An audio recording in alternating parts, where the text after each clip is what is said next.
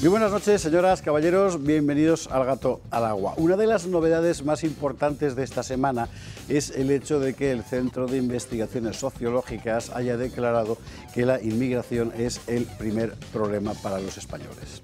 Esto es muy importante por lo siguiente. No porque signifique que efectivamente la inmigración es el primer problema, la primera preocupación para los españoles, porque el CIS hace tiempo que no es un termómetro de eso, ¿verdad? Sino precisamente por lo que el CIS es. El CIS, desde que está José Luis Tezanos, antes también, pero no de una forma tan descarada y abyecta, ¿verdad?, no es tanto un termómetro de las preocupaciones sociales como un termómetro de las preocupaciones que al poder le interesa sembrar en la sociedad. Por ejemplo, el CIS pregunta en sus últimas encuestas sobre si usted prefiere la tortilla de patata con cebolla o sin ella, pero no pregunta acerca de Begoña Gómez. No es una broma, es exactamente así. Es decir, el CIS sirve para poner encima de la mesa algo que al gobierno le interesa poner. Y en este caso es particularmente llamativo y hasta sangrante, porque todo el mundo sabe que la inmigración objetivamente es una preocupación, no sé si la primera, pero una preocupación para muchísima gente. Unos, porque tienen que convivir a diario con sus consecuencias. Otros, por la atmósfera de inseguridad que crea, que altera la vida cotidiana. Otros, por razones de carácter, digamos, más amplio, identitarias, culturales, etcétera, de ver cómo está cambiando tu país, tu sociedad. El hecho es que, por una cosa o por otra, sí, efectivamente, la inmigración es una de las principales preocupaciones de los españoles, que el poder se ha obstinado sistemáticamente en ocultar e incluso en favorecer. El hecho de que ahora un gobierno tan filoinmigrante como el español decida poner encima de la mesa que esto es una preocupación para la sociedad solo puede significar una cosa, que en breve veremos un cambio de orientación en la política de inmigración en España. Cambio que seguramente no sale del caletre de Pedro, porque viene a coincidir con lo que está pasando en el resto de Europa. Es decir, las últimas elecciones europeas han demostrado muy claramente que sí, para la mayor parte de los europeos esto es ya invivible. Hemos visto a Starmer marchándose a ver a Meloni, hemos visto a Sol diciendo deportación, deportación, deportación, hemos visto todo lo que estamos viendo. Así que de una forma u otra, en España también empezaremos a ver pronto restricciones. Ahora bien, ¿cuáles y para quién? Porque esta es la madre del cordero. Mientras todos los gobiernos europeos están dando aparentemente marcha atrás sobre su política de puertas abiertas, escuchamos al mismo tiempo a Mario Draghi en su informe abanderar la necesidad de que Europa incorpore más mano de obra a su mercado, y solo hay dos formas de incorporar más mano de obra, o retrasando la edad de jubilación o metiendo otra gente dentro del mercado de trabajo. Estamos viendo al presidente del Banco Central, gobernador del Banco Central de Italia, hablar de la necesidad de traer cientos de miles y cientos de miles y cientos de miles de inmigrantes a Europa, etc. ¿Esto es una contradicción? Aparentemente sí, pero como en Europa en general, en Occidente, en el mundo global, en fin, las contradicciones entre el poder político y el económico suelen ser una máscara, más bien hay que ir pensando ya en por dónde nos la van a colar. Da la impresión de que esto es lo que hay. Y en este sentido es muy interesante subrayar aquello que nos pareció una pavada, porque lo era, o una pichonada, como se dice ahora, de Pedro Sánchez, cuando habló de aquello de los 250.000 mauritanos de migración circular. O sea, que vienen, los formas, trabajan y se van. Pues no se lo cree ni él. A lo mejor empezamos a asistir a cosas de ese tipo. A ver cómo empezamos a transformar el derecho de asilo lo que no es definitivamente, ya de hecho se viene haciendo, para ir colando más y más y más y más gente. En fin, lo veremos. El hecho es que sin duda una de las grandes cuestiones de nuestro tiempo, lo venía siendo desde hacía años, como diría el insigne Carlos Esteban, al final siempre tenemos razón, ¿verdad? Y ahora nos la da nada menos que Pedro Sánchez. ¿Quién lo iba a decir?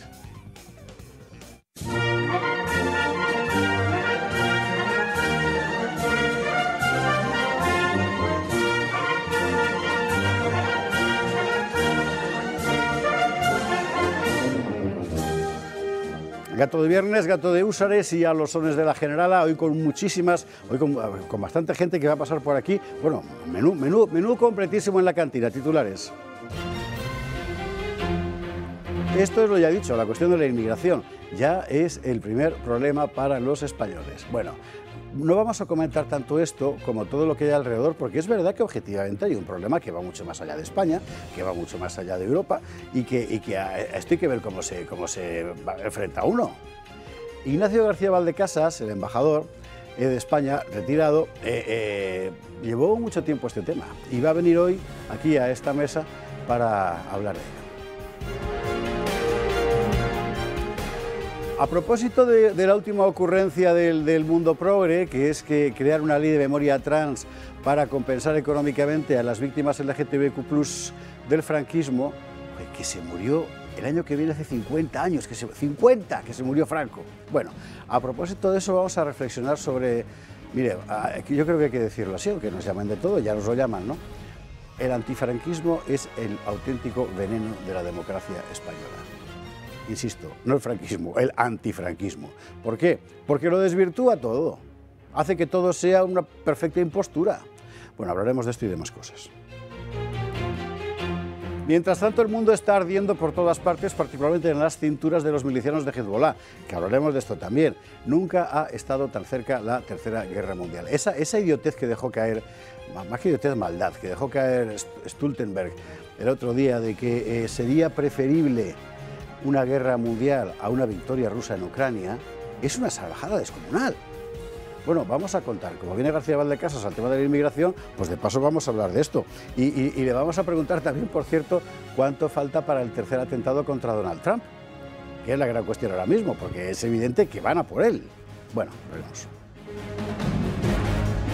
En materia venezolana, nosotros vamos a aportar hoy un punto de vista diferente, que es el de a ver si alguien nos cuenta qué está pasando ahora dentro de Venezuela. Tuvimos la semana pasada a Carlos Salas, que nos contó cómo era el día a día allí durante las jornadas electorales y posteriores, un testimonio fantástico, y ahora qué está pasando en esa especie de club mafioso que es el poder de Venezuela. Bueno, tendremos a la periodista de investigación Maybor Petit, periodista venezolana que reveló las conexiones entre el narco y la cúpula del poder del sistema del régimen de Maduro, y va a entrar con nosotros para contarnos qué es lo que le está llegando a ella ahora mismo de lo que se mueve en esa cueva de víboras.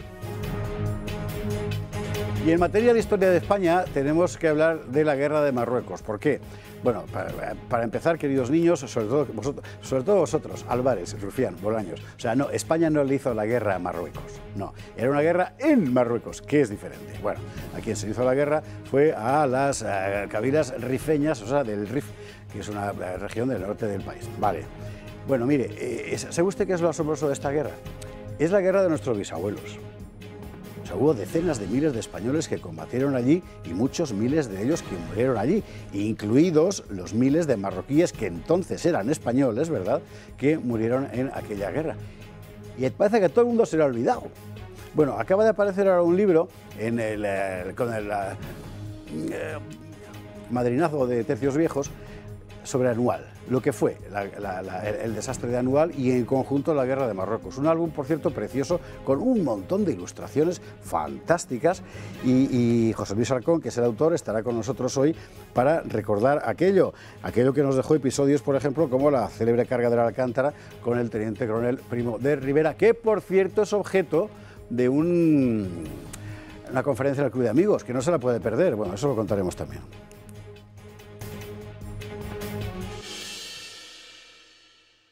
¿Con quién? Pues en compañía de nuestros contertulios de hoy, que son don Pedro Fernández Barbadillo, a mi derecha, rudo fajador, ¿no? Rudo fajador y fino estilista, efectivamente.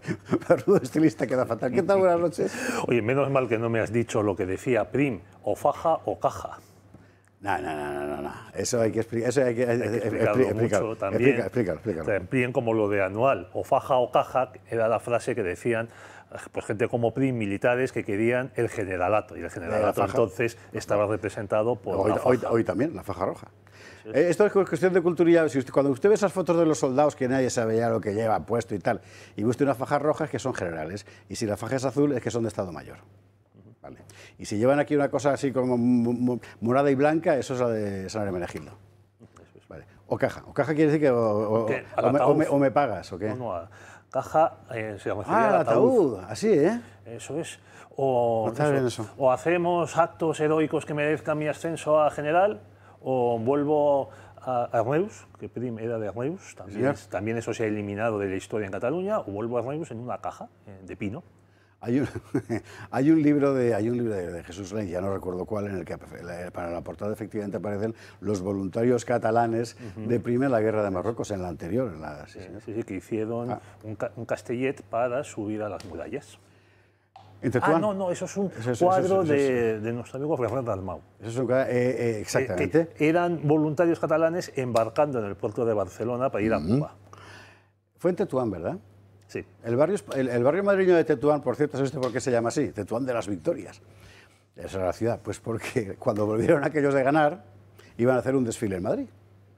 Y acamparon en lo que hoy es la zona de Tetuán, que entonces era un descampado chabolista. Total, que estuvieron allí acampados a ver si les daban permiso para hacer el desfile o no. Y pasó una semana, pasó otra. No entraban, no venía el permiso, no podían desfilar. Aquella zona se quedó con el nombre Tetuán y ellos se volvieron a casa sin desfilar por Madrid. En fin, cosas de la España de... Pedro, qué bienvenido, qué buenas noches. Gracias. Don Carlos Esteban, ¿cómo estás? ¿Qué tal? Cuéntame la verdad, ¿con cuántos camioneros norteamericanos has hablado para que expresen su apoyo unánime, prácticamente unánime, a Donald Trump? Los Teamsters, pues, bueno, ha sido una vergüenza interesante. Es la primera vez que este sindicato, que es uno de los más poderosos de Estados Unidos, no apoya a ningún candidato. Y no apoya a ningún candidato porque han visto las encuestas y como ha visto que todos prácticamente sus miembros apoyaban a Trump y eso no puede ser, pues... No, este año estas elecciones no vamos a apoyar a nadie. De ese asunto vamos a hablar luego largo y tendido cuando venga. Además, Ignacio García Valdecaras quería también hablar de Trump, o sea que magnífico.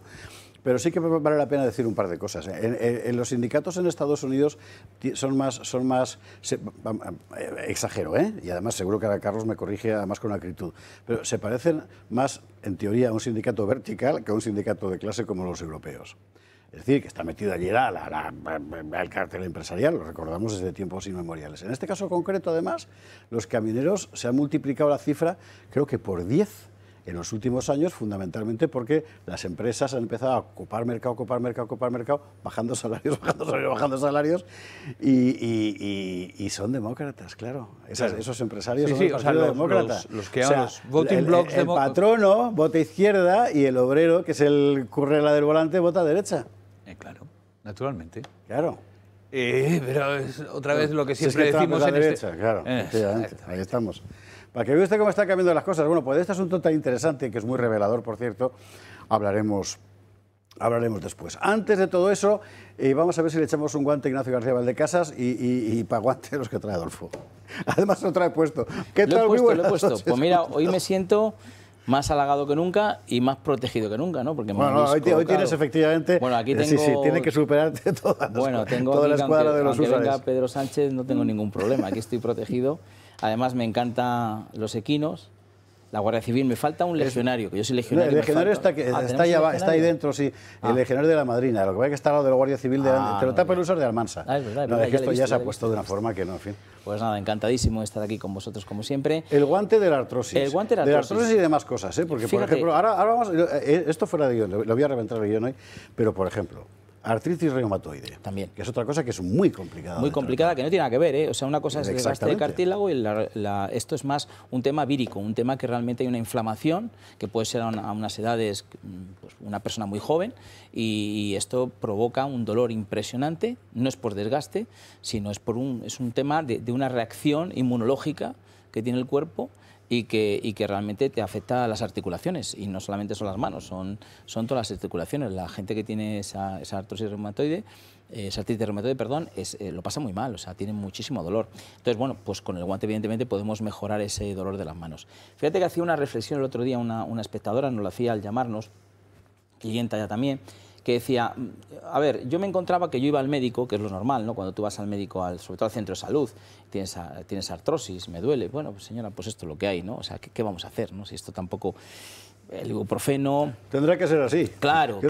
Y dice, claro, pues te das así, pero es que el dolor lo tengo yo, no lo tiene usted, ¿no? Y bueno, pues decía, de verdad que habéis encontrado algo que me alivia muchísimo, que me hace que mi vida sea diferente. Además no es complicado de hacer, porque hay muchas cosas que son muy complicadas de hacer. Tienes que hacer no sé qué, ir no sé dónde y tal. Esto no, esto en casita. Imagina que estáis viendo ahora mismo el programa, tuvierais los guantes puestos, en 20 minutos habéis acabado la sesión, podéis estar moviendo, es agradable, los quitáis y decís, pues qué bien, ¿no? Y ahora ya esta noche voy a dormir, genial. De eso se trata, de que de una manera sencilla y cómoda tengamos una tecnología muy importante, claro, que va a afectar realmente a esa parte que queremos, que es que nos alivie el dolor para que podamos mover bien. Solo es eso. Y es un auténtico, o sea, es una genialidad. Hay que decir siempre el nombre del inventor, lo tuvimos aquí en el Gato y fue un honor. José Luis de la Torre, efectivamente. Porque al final la cosa fue cómo puedo integrar en un solo dispositivo que cualquiera pueda utilizar todos los tratamientos que habitualmente se le dispensan para paliar el dolor a la gente que tiene artrosis. Bueno, el guante. Lo consiguió. Y todo metido ahí, con lo cual te permite, pues eso, te levantas por la mañana 20 minutitos para aguantar el día, que te vas a dormir 20 minutitos para dormir como un leño. Efectivamente, es y así. Si duermes mal no va a ser por culpa de la artrosis. Bueno, pues esa es la cuestión. Además, a la hora de dormir también te puedes poner ahora que empieza el invierno y hace fresquete y tal, te puedes colocar que es de hilo de plata, que va muy bien también para todo el tema, después de ¿vale? Para todo el tema de dolores y es antiinflamatorio, analgésico, con lo cual está para que ese problema que tenemos con la mano lo podamos solucionar. Adolfo Albistro, gracias mil. Muchas gracias a ti, Esparza. Vámonos a la publicidad. A la vuelta viene Ignacio García Valdecasas. Vamos a hablar de si vamos definitivamente a la Tercera Guerra Mundial o no. Vamos a hablar de cuánto falta para el tercer atentado contra Trump, que va a ser ya. O sea, que hay una evidencia que está el Deep State, que dice Carlos Esteban, ¿verdad? El estado profundo, moviendo cosas, porque si no, no se explica. Vamos a hablar de la cuestión de la inmigración. ¿Qué es lo que viene ahora? ¿Por qué nos están preparando para un cambio? Bueno, y demás cosas. Habrá que hablar también del Mossad y de los buscas de explosivos y tal. En fin, un montón de historias. Publi y a la vuelta lo vemos.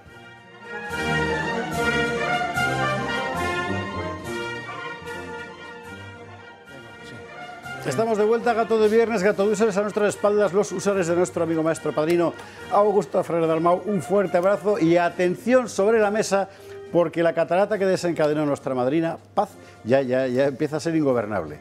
Yo ya van 2 semanas que he prometido traerme la lista de todos los amigos que habéis traído algo y que se me olvida, porque soy un... Esto es de Sara. Sara, por favor, apúntalo. Pero bueno, a partir de este usar, que fue el de la madrina del programa, que por eso fue madrina, porque puso el primer usar del Gato de los Usares. O sea, atentos, mira, o sea, hemos tenido usares de Almansa, legionarios, que fue cosa de la madrina también, templarios de Peñíscola, un corsario, otro húsar que sostenía la madrina que se parecía a Carlos Esteban, no sé por qué, pero bueno, bien, 2 soldados de los tercios, un dragón de cuera que mandó Ignacio Bracht, un almogávar de la Compañía de Recreación Histórica Teruel Frontera, un guardia civil, por supuesto, atentos a don Pelayo, que nos lo trajo Nandi Cuevas, la abogada de Liberum, sumergido en la pila bautismal de Covadonga, que esto ya sí que es... Bueno, y además el gato húsar unos modelistas de Madrid, aquí a la izquierda, que fueron bueno, y todo. Y encima la falcata ibérica de un espectador catalán que se la entregó a Javier Horcajo y él, lejos de quedársela como hubiera hecho yo, nos la dio. Y que es una preciosidad. ¿Qué quiere usted que le diga? A todos gracias mil, porque este programa, con este formato, con estos invitados, con estos temas que tratamos aquí, que nadie más trata de esta manera en una cadena de televisión, ya no digo en España, en Europa, sobrevive precisamente por vosotros, por los que habéis mandado cosas y por los que vais a mandar. Tengo arriba un Ascari, por cierto, de los soldados negros aquellos de los alemanes en la Primera Guerra Mundial. Sí, pero no lo he bajado porque no me da tiempo. En fin, bueno, quería yo abrir el asunto precisamente con el desorden mundial. ¿Sabe usted qué pasa? Para los que ya somos mayores, Esteban y Pedro esto no lo saben porque son más jóvenes, pero para los que ya somos mayores, claro, nos acordamos de pequeñitos de cómo era el orden del mundo, ¿verdad? Y tú sabías que tenías a los Estados Unidos tratando de apoderarse del mundo y la Unión Soviética tratando de apoderarse del mundo, y había una guerra aquí y una guerra allá, siempre ellos metidos, y terrorismo aquí, terrorismo allá, y siempre ellos metidos. Bueno, digamos que era reconocible, y sobre todo lo veías en los periódicos, veías lo que pasaba. Ahora no. O sea, ahora tú ves que efectivamente todo está a punto de estallar, pero no pasa nada. Estamos con Eurovisión. Claro. Y cuando te paras y lees 2 veces lo que ha ocurrido, dices, ¿pero cómo me pueden engañar de esta manera? Oiga, nunca ha estado el mundo tan cerca de la Tercera Guerra Mundial. Creo que esto no es una exageración, Ignacio. ¿O sí es una exageración? Ignacio García Valdecasas, muy buenas noches, ¿cómo estás? Buenas noches, gracias por invitarme. Saludo a la audiencia del Gato al Agua. No, lamentablemente no es una exageración. el que no lo digan lo que digan los anglosajones, los mainstream media, los MSM, los periódicos, diarios de tirada, no de mayor tirada, porque los de mayor tirada están en los canales de YouTube o los canales habituales de televisión, pues el hecho de que no lo digan y que la gente no lo conozca no hace que no sea verdad, es verdad en la realidad, porque tenemos dos focos de conflicto, uno en Oriente Medio y otro en Ucrania. El que nos lleva más fácilmente a un conflicto mundial y a una posible guerra nuclear es el de Ucrania, y no porque lo diga yo, lo dicen los grandes analistas que estamos escuchando, como Jeffrey Sachs o Mersheimer o Stephen Wall. Lo que ocurre es que para escucharles tienes que ir al Telegram de Julio, a los medios alternativos. Por eso a mí cuando en estas presentaciones de las últimas iniciativas legislativas, por un partido, por otro, el gobierno, la oposición, se hablan de los medios alternativos, a mí me da un verdadero temor, porque si yo no hubiera podido bucear por los canales de YouTube, bucear por los canales de Telegram, no escuchar a Jeffrey Sachs, a los profesores americanos que mantienen una línea de honestidad intelectual, a los militares jubilados. Eso sí, es muy importante que los funcionarios militares sean jubilados. Porque es cuando están libres para hablar. Para que hablen con cierta libertad. Pues yo no sabría prácticamente nada de lo que está ocurriendo y sé bastante poco, pero a pesar de mis esfuerzos de bucear por arriba... No, mira un ejemplo, y además Carlos Esteban seguro que esta vez me dará la razón, solo esta vez, no más. Robert Kennedy.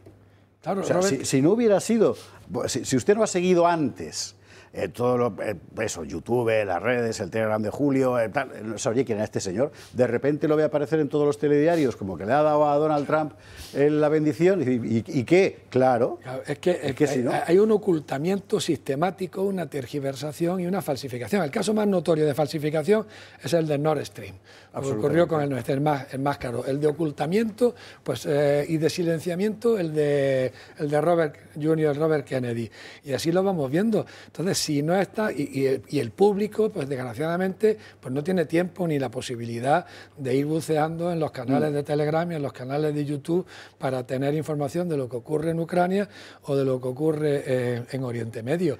Entonces, hoy estaba yo oyendo una conferencia extraordinaria conjunta de Jeffrey Sachs y John Mersheimer en un canal de YouTube. Y Sachs dice que nunca hemos estado ni siquiera en la crisis de los misiles de Cuba tan cerca como estamos ahora de un conflicto, porque en la crisis de los misiles de Cuba en el año 62-63, como tú decías antes, las cosas estaban muy claras. Y había interlocución. Había interlocución, claro. Había comunicación y había autoridad por ambas partes. Es decir, el presidente Kennedy era el que mandaba en Estados Unidos y Khrushchev era el que mandaba en la Unión Soviética.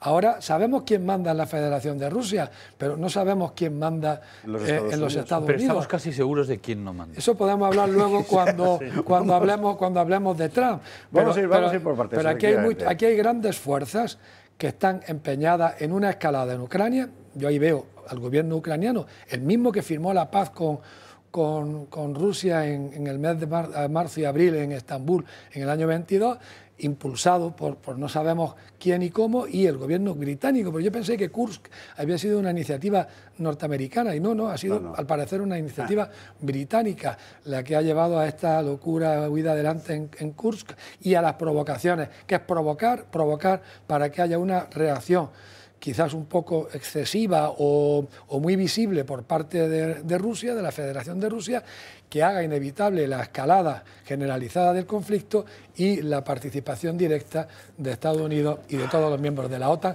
¿En beneficio de qué? Ahí, ya la verdad, yo ahí naufrago. Cuando hacemos el mismo análisis en Oriente Medio, sabemos bien quiénes son los beneficiarios. Pero este tema es muy complicado. Yo estoy cada vez más convencido de que al final el objetivo último de la estrategia, aunque pueda parecer absurda, porque claro, si lo parece, es llevar las cosas a tal punto que China no pueda seguir apoyando a Rusia y acabar con aquel objetivo de los años 20 y tantos. Pero Rusia, gracias a Dios, sus gobernantes son fríos, el gobierno es frío. Es cierto que tiene, creo, en octubre una cumbre de los BRIC en Rusia. Yo creo que este es un dato importante, que lo que no quiere es que ocurra nada que ponga en peligro una participación masiva. que dé el gran éxito a la cumbre de los BRIC en la Federación de Rusia. Y por eso están conteniéndose, aparte de que su estrategia es aguantar y seguir con el frente en una guerra de desgaste. Es la estrategia rusa de toda la vida de Dios desde tiempos inmemoriales. Que ha destruido a Ucrania, que las bajas, ya no sabemos si son cientos de miles o lo que son, no hay datos fehacientes y fidedignos, y su técnica es aguantar y avanzar lentamente hasta el agotamiento y la destrucción del enemigo. Vamos a ir por partes, si te parece. Primero el contexto. Este fin de semana aparecía en el Financial Times un artículo muy interesante, y el Financial Times es un medio, en fin, de la órbita atlantista evidente, ¿verdad? Contando realmente cuál es el gran tablero. El gran tablero, o sea, no es Ucrania contra Rusia, ni siquiera es la OTAN contra Rusia, es Estados Unidos, o lo que representa más bien Estados Unidos, que es una red de poder transnacional, ¿verdad?, contra China. Ese es en realidad el gran tablero. Y digamos que de ahí cuelga todo lo demás, aunque no siempre sea fácil ver el hilo.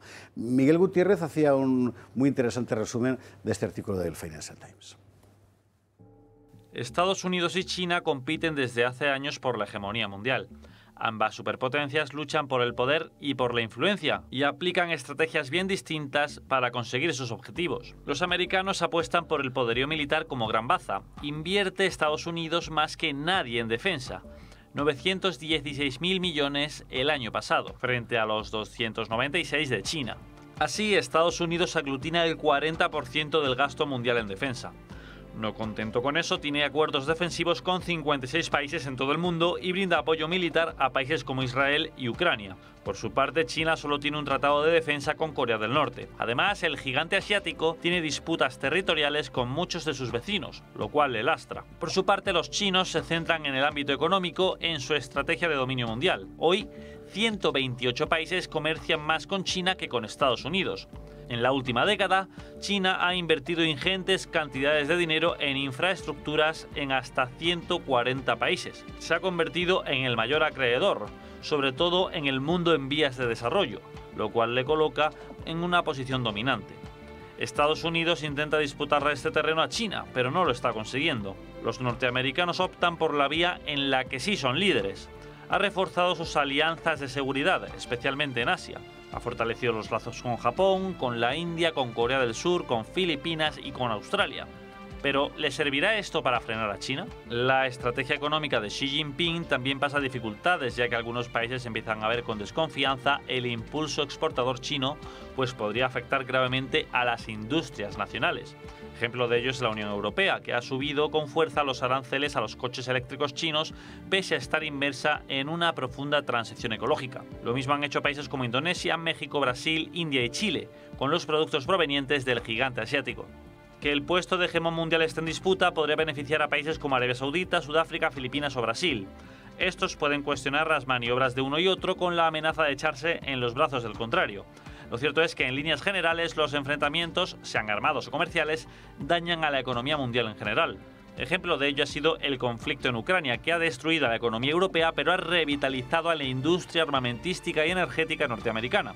Ahora, el secretario general de la OTAN, tras 2 años de guerra, asegura que tal vez se debería haber militarizado Ucrania antes de la guerra con el fin de disuadir a Rusia para que no invadiera.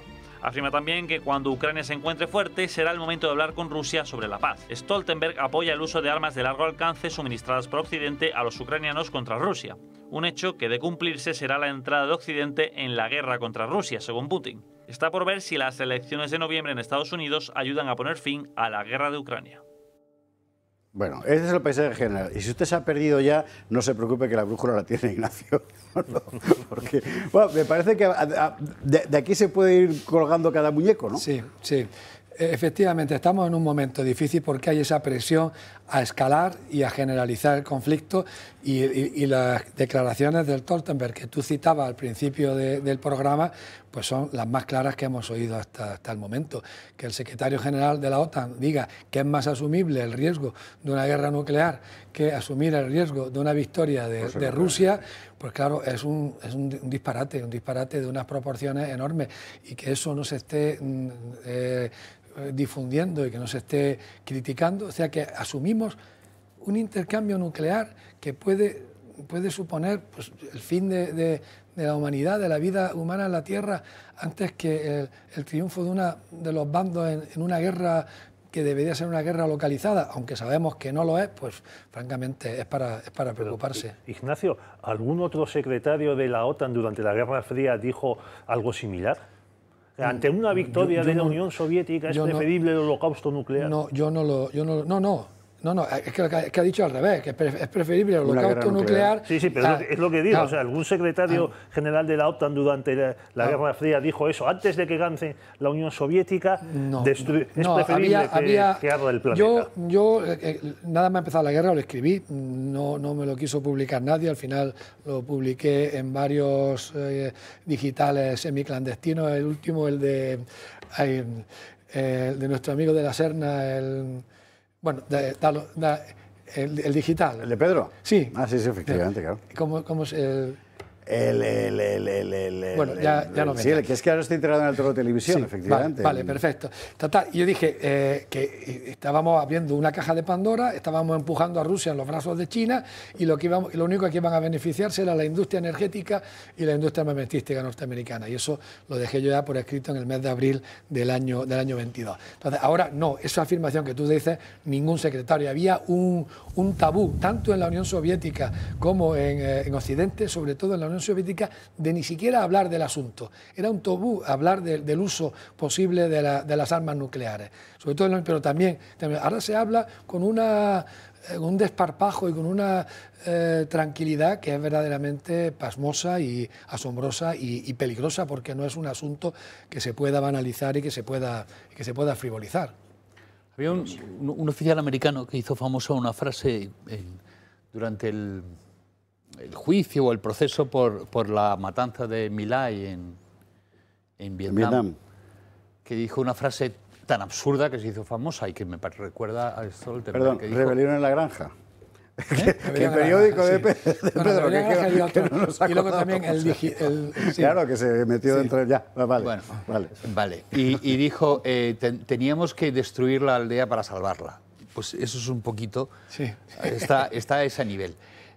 Yo no sé si estoy muy seguro de que todo cuelgue de esa rivalidad entre China y Estados Unidos, porque en principio parece que lo que han hecho en Rusia, Estados Unidos, es exactamente lo contrario, es echar a Rusia en manos de China, que es, digamos, que era la pesadilla de todos los responsables de geopolítica. Un acercamiento de Rusia a la Unión Europea y de rebote de Rusia, un cierto deshielo con Estados Unidos, hubiéramos tenido quizás una Rusia neutral en un enfrentamiento entre Estados Unidos o la OTAN, si es que se iba a producir, que es con China. Lo que la última Unión Soviética, primera Rusia, estuvo pidiendo constantemente el acercamiento a Estados Unidos y a Europa. Y el ingreso en la OTAN, lo llegó a plantear la OTAN, el ingreso en la UE, cuando entonces era bueno. Sí, efectivamente. Yo creo que antes ya lo había planteado. Recoja usted los cables, porque seguro que se le han cruzado como a cualquier persona que no haya seguido la política internacional en los últimos 30 años en el mundo. Porque es que realmente el paisaje que tenemos hoy, digamos que por la sobreabundancia del impacto informativo da la impresión de que siempre ha sido así, pero no es verdad. Nunca. O sea, lo que estamos viviendo ahora es producto muy concretamente de los 4 o 5 últimos años. Sí, y el tratamiento que dan los medios oficiales a lo que está ocurriendo.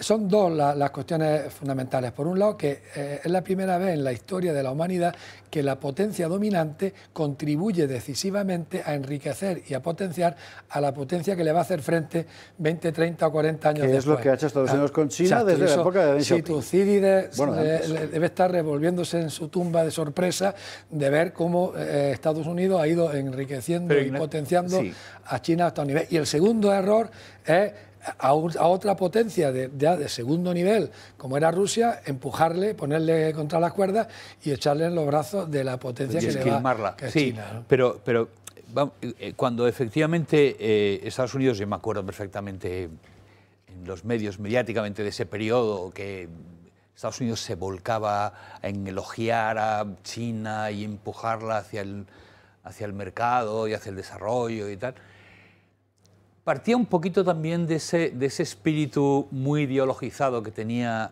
Estados Unidos entonces, de No, lo bueno para todos es el libre mercado y luego cierta ubris imperial de... Esto no va, esto por mucho, venga, que crezcan estos chicos, porque nos viene bien. ¿A dónde van a ir? ¿Qué se han creído? Exacto. ¿No? Y cuando oyes a Lindsey Graham y a muchísimos en el Congreso de Estados Unidos hablar de que, por supuesto, Estados Unidos puede con China, Rusia a la vez y con Irán. Y dices tú, ¿pero de qué estás diciendo? Es muy tremendo. Es decir, sí, porque seguramente porque es la primera generación de líderes que no ha habido realmente una guerra de verdad, ¿no? Sí, debe ser eso. El olvido de lo que ocurrió en la Segunda Guerra Mundial, que ya no está en las conciencias del cotidiano. Quizás en algunos países como en Rusia quizás sí lo tienen, porque ellos durante muchos años después de la guerra estuvo muy presente. La Gran Guerra Patria. Sí, la Gran Guerra Patria estuvo muy presente. Y Putin, bueno, pues es un hombre que cuando el 1 de mayo termina la parte oficial y se va a la manifestación con el retrato de su padre. O sea que siguen teniendo mucho más presente que en los países. Es una guerra fundadora, es verdad. También por otra razón, es decir, decimos que es hace mucho tiempo, desde la Segunda Guerra Mundial, que fue la última guerra en que estuvimos implicados en Europa. Estados Unidos participó con su ejército, pero tú ibas por Estados Unidos, por Nueva York o tal, y no había sensación de guerra, nadie le iba a invadir. Eso es cierto. En Europa es que de hecho nos invadían los países y tal. Rusia perdió 27 millones de personas. Pueden ser estas provocaciones pueden ser también maniobras de diversión, sabiendo que Rusia no va a responder con objetivos. Lo mismo que Putin quiere aguantar para mantener su estrategia militar de aguantar y de gastar al contrario y luego asegurarse el éxito de la cumbre de los BRICS, ganar tiempo para que el colapso del frente ucraniano no se produzca antes del 4 de noviembre. Que son las elecciones americanas. Claro, entonces, tema del que vamos a hablar de inmediato. Evitar que ese colapso ocurra, lo mismo que en Oriente Medio, evitar que la escalada y la conflagración ocurra antes del 4 de noviembre. Ahora, cuando usted oiga que la contraofensiva rusa en Kursk y en el Donbass está fracasando, recuerde que hace apenas una semana la ofensiva ucraniana allí estaba triunfando. Entonces, ¿por qué hay una contraofensiva? O sea, no se puede hacer caso de nada. Es lo que dice Ignacio. Hay que entrar en Internet y bucear y que sea lo que Dios quiera. Bueno, y también un poquito de sentido común. Hacer un número al principio y... Bueno, este es uno de los conflictos clave. Otro, lo que está pasando en Oriente Medio. Ahora hemos tenido el asunto, el episodio de la operación de inteligencia israelí de asesinar o malherir seriamente a un montón de milicianos individualizados de Hezbollah, que es el grupo chií del Líbano, a través de sus aparatos electrónicos. Por cierto, esto es una opinión solo personal, ¿eh? Yo sé que aquí, insisto, no comprometo a nadie, por supuesto a la cadena, ni a Carlos, ni a Pedro, ni al programa, pero... A mí no deja de molestarme un poquito el sentimiento de júbilo de la gente gritando, bien, mira cómo explotan, mira. O sea, cuando son palestinos que matan salvajemente israelíes, entonces hay que llorar y decir muerte a todos los palestinos. Cuando son israelíes los que hacen estallar los vientres de Hezbollah con los buscas, entonces hay que saltar de júbilo. O sea, mire, no. O sea, ¿qué usted que le diga? Esto no es un juego de la Play, ¿eh? Bueno, o sea... Una matización. La vas a hacer después de la publicidad, porque como hay que hacer la pausa sí o sí, hemos hablado de esto. Y esto era una vía para dejar pasar a la publi, porque ahora iba a decir, pero de todo esto hablaremos después de la publicidad. Estamos de vuelta, Gato de Viernes, Gato de Úsares. Estamos examinando el panorama internacional a ver si conseguimos orientarnos. Además del asunto de la gran pugna Estados Unidos-China, la guerra concreta localizada en Ucrania, noticia de la semana ha sido la ofensiva israelí, una ofensiva de inteligencia contra objetivos concretos personales de la milicia libanesa de Hezbollah, que es la milicia chií, es decir, dependiente de Irán en el Líbano. Recuerde usted que uno de los sueños que se le atribuían al régimen de Irán, seguramente con razón, era construir en tiempos una gran franja chií o aliada desde Irán con los chiíes de Irak, más los alawíes de Siria, más Hezbollah. Y entonces desde ahí Irán podría llegar al Mediterráneo. Ahora el gran sueño que tenía, que evidentemente ha sido hacer puñetas o casi. Y cuando yo lo planteaba decía Ignacio, un matiz. Matiza. Sí, bueno, no se ha ido a hacer puñetas. Yo creo que lo que se ha hecho ha sido retrasarlo, pero yo creo creo que es bastante ineluctable al muy largo... ¿La franja está? Sí, al muy largo plazo, pero bueno, esa es historia, perspectiva, historia. Pero en cuanto a la observación que tú hacías de los ataques, tal, eso hay que exponerlo de una manera técnica para que lo entienda mejor la audiencia. Cuando Hamás ataca un destacamento militar de Israel, está cometiendo un acto de guerra. Cuando Hamás ataca a unos civiles que están en un festival de música, es un acto de terrorismo. Cuando Israel ataca a un miliciano de Hezbollah, está cometiendo un acto de guerra. Cuando Israel hace detonar un explosivo en un supermercado, en donde aparte del miembro de Hamás, de Hezbollah, el miliciano de Hamás, hay civiles, está cometiendo un acto de terrorismo.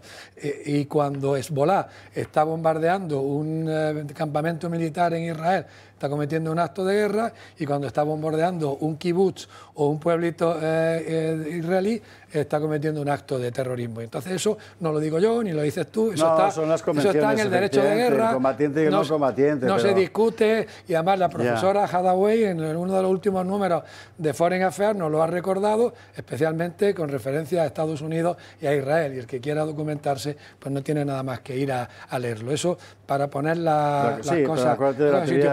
De la teoría del partisano de Carl Schmitt. A partir de que el partisano se convierte en figura de guerra, la frontera entre los combatientes y los no combatientes... Pero el partisano, aunque sea de paisano, es un partisano. Pero lo que no puedes hacer es hacer explotar, atacar a un festival de música o explotar un explosivo en un supermercado. Ahora, en cuanto a las explosiones, yo el otro día en un canal de televisión pues dije algo que no era inexacto, y me alegro casi de haberme equivocado, porque entonces no sabíamos lo de los explosivos dentro del dispositivo. Sí. Vamos a ver si te parece la última información que tenemos, por si usted está pendiente esta semana más que nada de Taylor Swift y eso, y de Santos Cerdán, le vamos a recordar muy sumariamente qué es lo que ha pasado. Faltan datos, por cierto, faltan los datos de ayer, pero bueno, este es un poco el resumen, a bote pronto.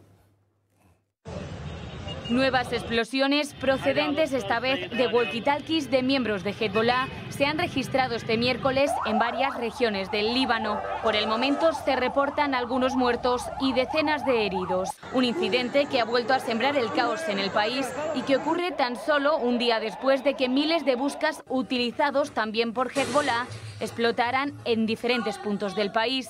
Explosiones por las que murieron 12 personas y que dejaron cerca de 3.000 heridos. Hezbollah ha responsabilizado directamente a Israel de los ataques del pasado martes y el ministro de Exteriores libanés ha prometido venganza. Si Israel cree que con esto su gente desplazada del norte va a regresar, se equivoca.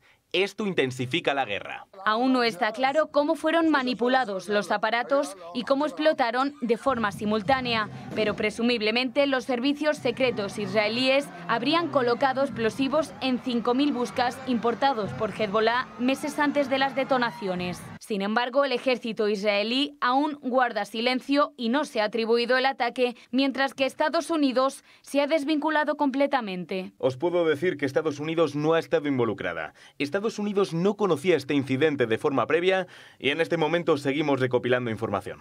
Durante estos días, la empresa taiwanesa Gold Apollo ha estado en el punto de mira, acusada de haber fabricado estos buscas. Pero este miércoles ha negado rotundamente estar involucrada en la producción y ha señalado a una compañía con sede en Budapest. Gold Apollo asegura tener un acuerdo de cooperación con la empresa húngara que le autoriza usar su marca comercial en determinadas regiones. En cualquier caso, las detonaciones que se están produciendo esta semana elevan aún más la tensión en Oriente Medio.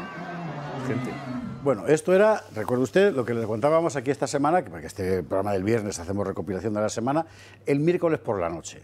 Después que hemos averiguado bastantes cosas, sobre todo en cuanto a la operativa, ¿verdad? ¿Y cómo funcionaba? Vamos a ver, lo siguiente que sabemos es que estos dispositivos vienen de Taiwán y de otros sitios, de Hungría y tal, y la idea es que los han interceptado y han metido material explosivo. Pero lo último que he leído, que tampoco puedo poner la mano en el fuego, es que que esto es mucho más antiguo, que no están introducidos en los dispositivos, sino que ya vienen en la propia fabricación del dispositivo, porque Israel montó una serie de compañías ficticias. Exactamente.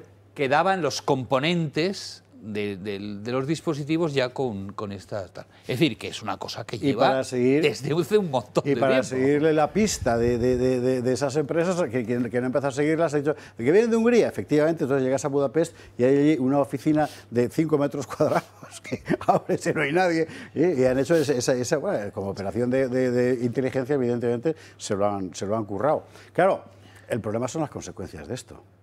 Sí, bueno, como me pidieron una primera reacción en el canal Negocio, pues dije algo que ahora se ve que es inexacto, ahora que le han pasado más de 48 horas. Se pensaba que había sido una movilización o una tergiversación del Busca a través de una operación cibernética. Exactamente. Lo cual habría una... Lo cual era peligrosísimo.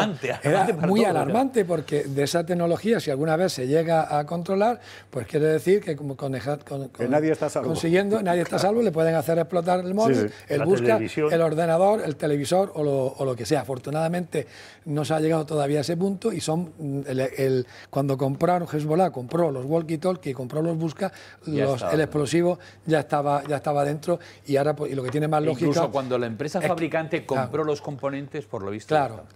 Y la empresa fabricante posiblemente sea, como decía Javier, un montaje que se ha creado para esta operación, y que una vez operación realizada se ha disuelto y ha desaparecido. ¿No te parece que esto va a llegar como que, igual que pasa con el mundo de Internet, ¿no? China, por ejemplo, dice, China no tiene Facebook, no les dejan Facebook entrar, no le dejan Twitter, no sé qué. China tiene un Twitter o tiene un Facebook casi con tantos miembros. ¿Para qué quieren entrar, ¿no? Es decir, que al final se vayan montando y de la misma manera, es decir, voy a tener aparatos solo rusos o solo de mis aliados para que... Claro, es decir, como que la globalización se va a romper también en lo tecnológico para crear tu propia burbuja, ¿no? Exacto. Bueno, consecuencias. Tú conoces muy bien la zona. ¿Esto es una declaración de guerra o es una acción preventiva de Israel contra Hezbollah? No, ni es una declaración de guerra ni es una acción preventiva. Es una nueva provocación de Israel. Está empeñado el gobierno israelí, yo lo he dicho y lo repito, en provocar tanto a Irán como a Hezbollah para producir un conflicto generalizado en la región. Producir un conflicto generalizado con una reacción mayor o menor, sobre reacción o no de Irán y de la milicia Hezbollah, de tal manera que la intervención de Estados Unidos sea inevitable. Y yo creo que el objetivo, la obsesión que tiene el gobierno israelí es Irán y el programa nuclear iraní. Sí. Entonces, los Estados Unidos el gobierno debe estar muy preocupado de que esto no ocurra antes de las elecciones del 4 de noviembre, porque la base del Partido Demócrata es esencialmente pro-palestina y la dirigencia y la clase superior del Partido Demócrata es pro-israelí y anti-palestina. Entonces, no pueden obligarle a Israel a hacer absolutamente nada porque la política exterior de Estados Unidos en Oriente Medio ni la fija el presidente, ni las cámaras, ni el gobierno, sino la fija el lobby israelí, el AIPAC, en coordinación con el gobierno de turno de Israel. Entonces, es el que fija la política exterior de Estados Unidos en la zona. Entonces, Estados Unidos no quiere esa generalización del conflicto, pero lo único que puede hacer es intentar frenarle, convencerle, persuadirle a Netanyahu para que detenga sus acciones. Y si Netanyahu decide atacar sin que haya habido una reacción generalizada de Irán o de la milicia, dejarle solo. Pero Israel no quiere ir solo contra Irán porque además ya en el ataque que vimos de Irán vimos la fragilidad de Israel frente a un posible ataque iraní, que necesitó la ayuda de Estados Unidos, la ayuda del Reino Unido, incluso la de Jordania para detenerlos. Y eso que era un ataque iraní que había sido avisado con 48 horas de antelación. Entonces, Estados Unidos no va nunca a dejar de apoyar. Lo que tú decías antes, Israel puede estar absolutamente seguro porque Israel es el que en parte define la política exterior de Estados Unidos en Oriente Medio. Entonces puede estar seguro de que el Estados Unidos nunca le va a abandonar. Si hay un conflicto generalizado, Estados Unidos va a participar. Ignacio, y si no hay un conflicto generalizado, va a darle simplemente carta blanca a Israel. Y eso es así desde que asesinaron a Kennedy. Vale. Bueno, pero entre las paradojas de la política norteamericana y del Partido Demócrata, que has contado, o sea, es que está también la de que el Demócrata es el partido más apoyado por la comunidad judía, tiene más de un 70% del voto de esa comunidad. Hoy, porque... bueno, en 2020. Hoy, en 2020, porque la alternativa es Donald Trump, que aunque fue el que más hizo por Israel en su mandato, con unas cosas absurdas, la capitalidad, la embajada, es imprevisible. Yo personalmente soy de los que piensan que el gobierno israelí y el lobby israelí prefieren el triunfo del Partido Demócrata que el del Partido Republicano. Antes que el de Donald Trump. No, exactamente. Sí, porque Donald Trump, y como veremos más adelante, ha abducido al Partido Republicano. Ahora, lo ha secuestrado. Tenía pendiente una pregunta, Carlos Esteban, y luego le voy a hacer yo otra, Ignacio. Vale, yo quería decir, Ignacio, o sea, tú lo que has planteado es hay un Partido Demócrata, que por ahora está en el poder y probablemente siga, que tiene una dirigencia absolutamente pro-israelí y una base que tiende más a ser pro-Palestina y que por tanto no le interesaría meterse ahora en un conflicto. Pero si el objetivo acaba siendo Irán, ¿eso no podría distraer y unir las dos corrientes? Quiere decir que la corriente pro-Palestina de los demócratas, digamos que es muy de izquierdas y que puede apoyar ir contra una teocracia que castiga a las mujeres. No sé, si me ocurre... Yo creo que no. La diferencia entre los dos partidos es clara. En el Partido Republicano, tanto la dirigencia como la base son pro-israelíes. Lo habían sido siempre. Los dirigentes por la misma razón que los dirigentes demócratas, porque son el Deep State.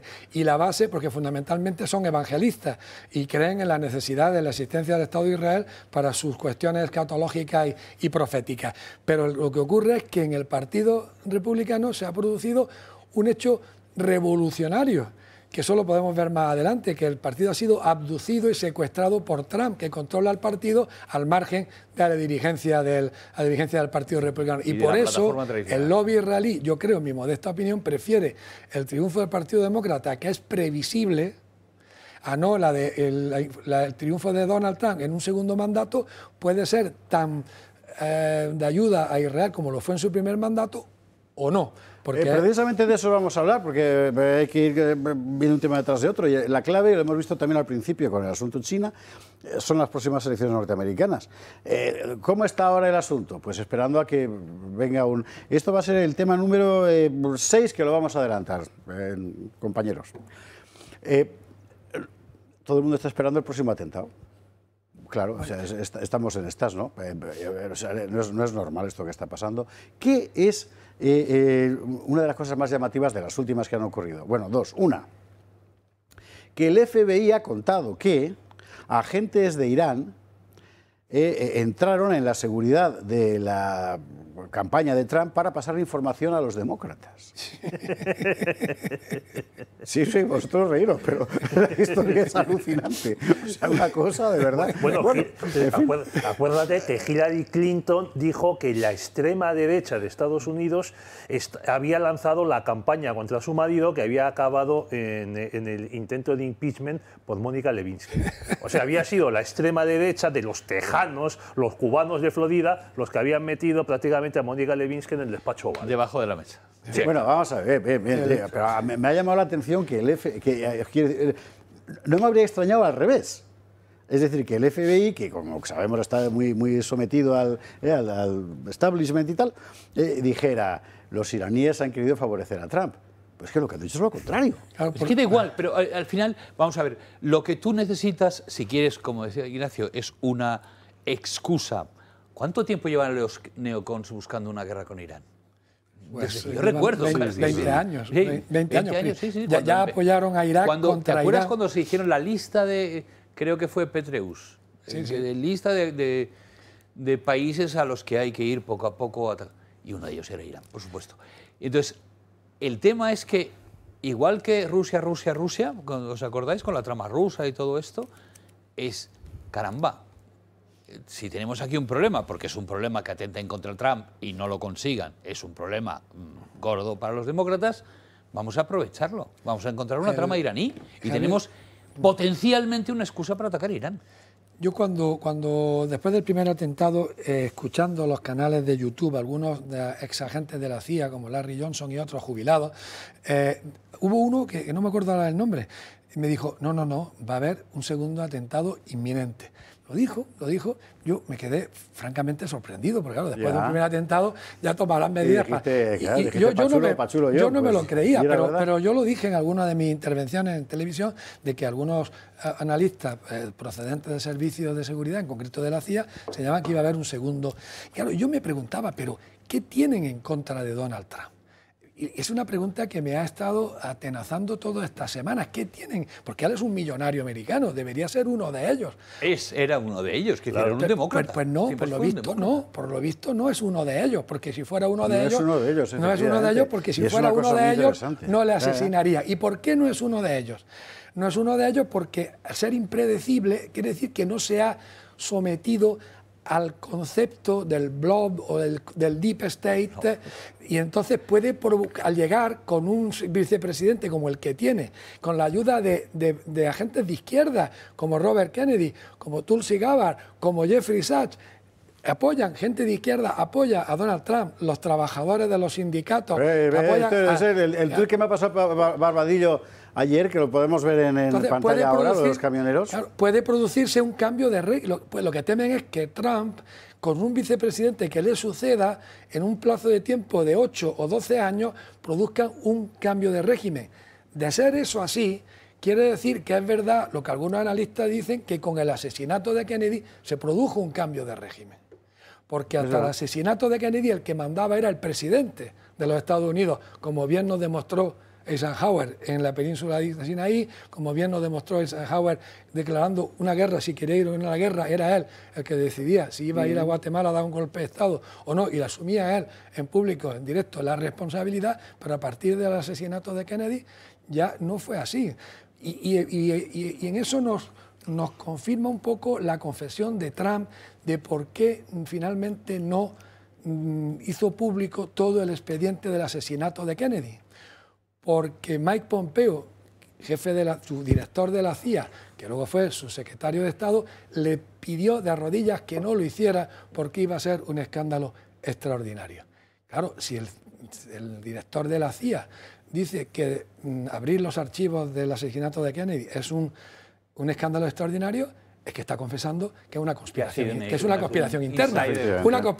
Porque si los secretos lo que dijeran es que había sido la KGB o el castrismo, no sería un escándalo. No sería un escándalo extraordinario. Si es un escándalo, y eso ya lo sabemos. O sea, y lo extraordinario es que no se ha publicado en ningún sitio, sabemos que Mike Pompeo le convenció a Trump que no lo hiciera, y Trump ha dicho que esta vez sí se lo ha prometido a Robert Kennedy.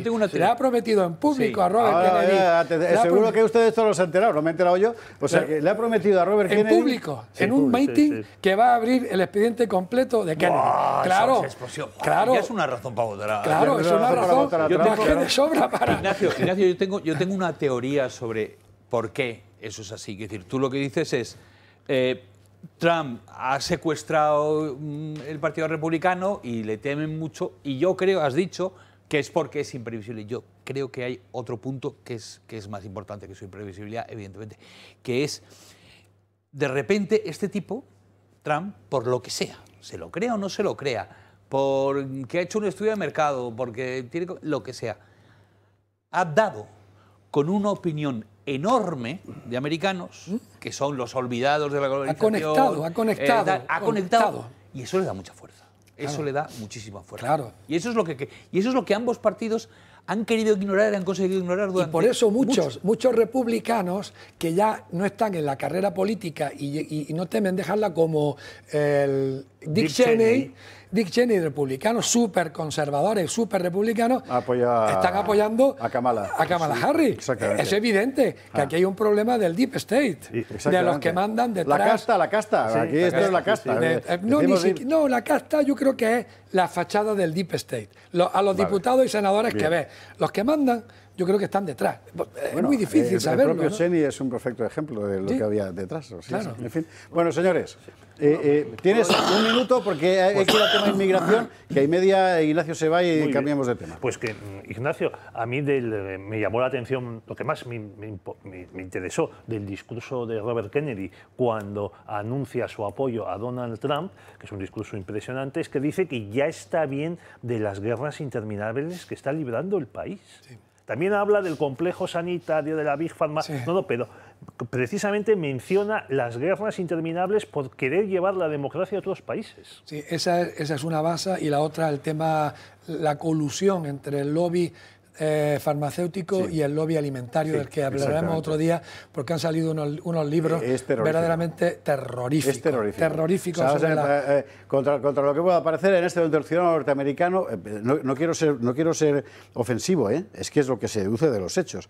En este momento el ciudadano norteamericano medio es lo más parecido a un cerdito de granja, enteramente alimentado de forma artificial y curado de forma artificial también. Es una cosa terrorífica. La próxima vez vendré con estadísticas. Pues venga. Sí, tema inmigración. Ya dejamos de exprimir a Ignacio García Valdecasas, porque es una noticia del... pero también voy a opinar de migración, ¿eh? Por eso yo he sido jefe de migración, Mario. Por eso, ahora vamos al tema. Esa es la noticia del año. De repente dice el CIS que es la primera preocupación de los españoles. Tenemos que recordar el recorte.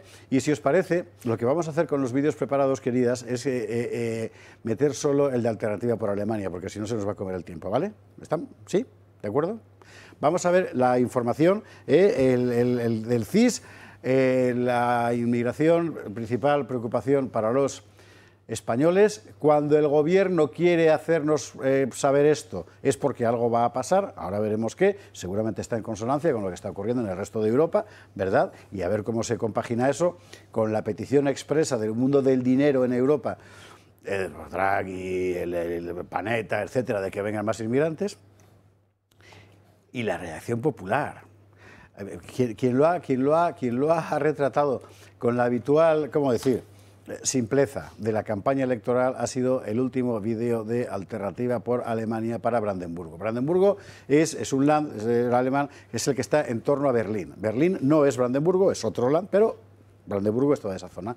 Y ese vídeo, traducido en español, es gracias a Barbadillo, que es el que lo ha pasado, es así. Du entscheidest. Du entscheidest, ob die Ortsmitte deiner Heimatstadt einen Wochenmarkt behält oder einen Drogenmarkt bekommt. Ob die Züge endlich wieder pünktlich fahren oder der Bahnhof zum Tatort wird. Du entscheidest, ob Eltern ihre Kinder morgens mit gutem Gewissen zur Schule schicken können oder ob die Angst vor Gewalt auf dem Schulhof schlaflose Nächte bringt. Ob Brandenburg überhaupt noch Perspektive bedeutet oder Wohlstandsverlust und Überfremdung. Du entscheidest, ob dein hart erarbeitetes Geld für Fahrradwege in Peru oder heile Straßen in der Heimat verwendet wird. Ob es in deine Zukunft investiert wird oder in die Zukunft von Fremden. Du entscheidest, ob Brandenburg das Land der Kiefernwälder bleibt oder zum Land der Windradmonster verkommt. Ob es sanierte Kitas und Schulen gibt oder neue Asylheime. Du entscheidest, ob es so weitergeht wie bisher oder ob es eine Wende gibt. Du entscheidest. Entscheide dich am 22. September für die AfD.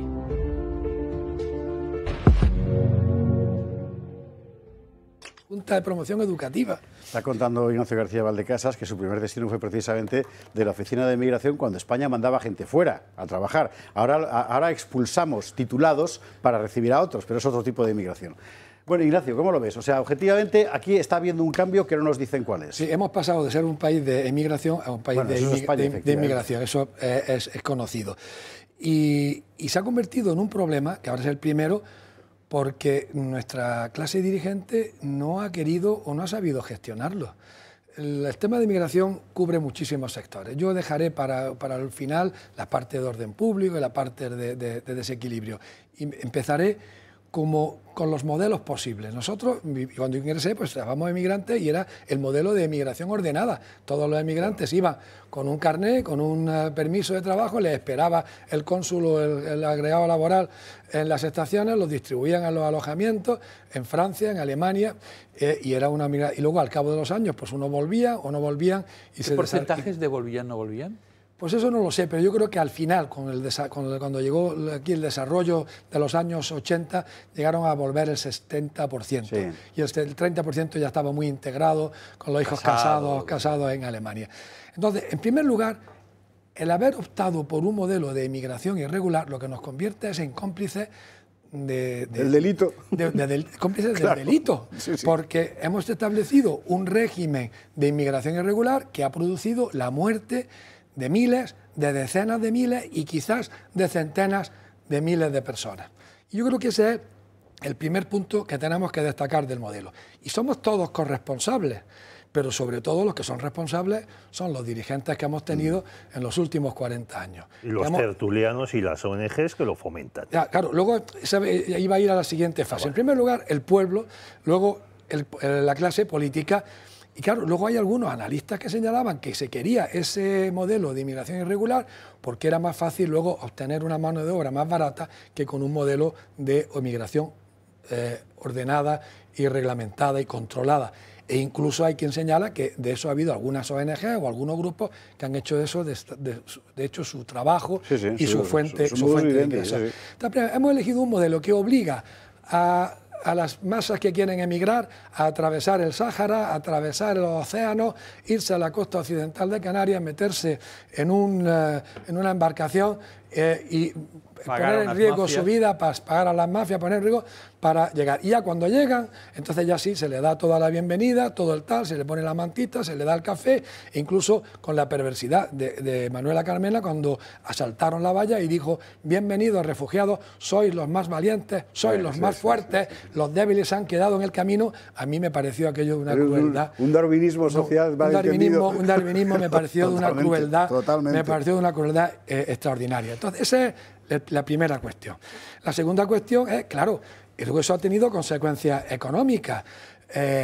Hubo un caso en el 2007 donde el gobierno del momento dijo: va a haber mucha cosecha de uva, la recogida, la vendimia, va a necesitar mano de obra, no va a haber burocracia. Ustedes llegan, piden, necesitan 20. Bueno, pues a pesar de que todo era facilidades, que no había, el 12% fueron contratados por la vía legal y el 88% por la vía irregular.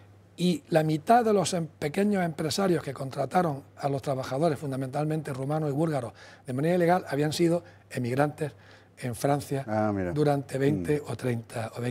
Ese es el primer aspecto. Luego ya vienen los otros aspectos que podemos discutir más adelante de las consecuencias negativas, pero la primera es la muerte de decenas de miles de personas, que está en nuestra conciencia y en la conciencia de nuestros responsables políticos, porque de los dos partidos mayoritarios durante los últimos 40 años... Pero es interesante, Ignacio, porque esto que tú dices digamos que desmiente la premisa general del discurso oficial. La premisa general del discurso oficial es: esto es necesario que pase como si fuera un fenómeno atmosférico.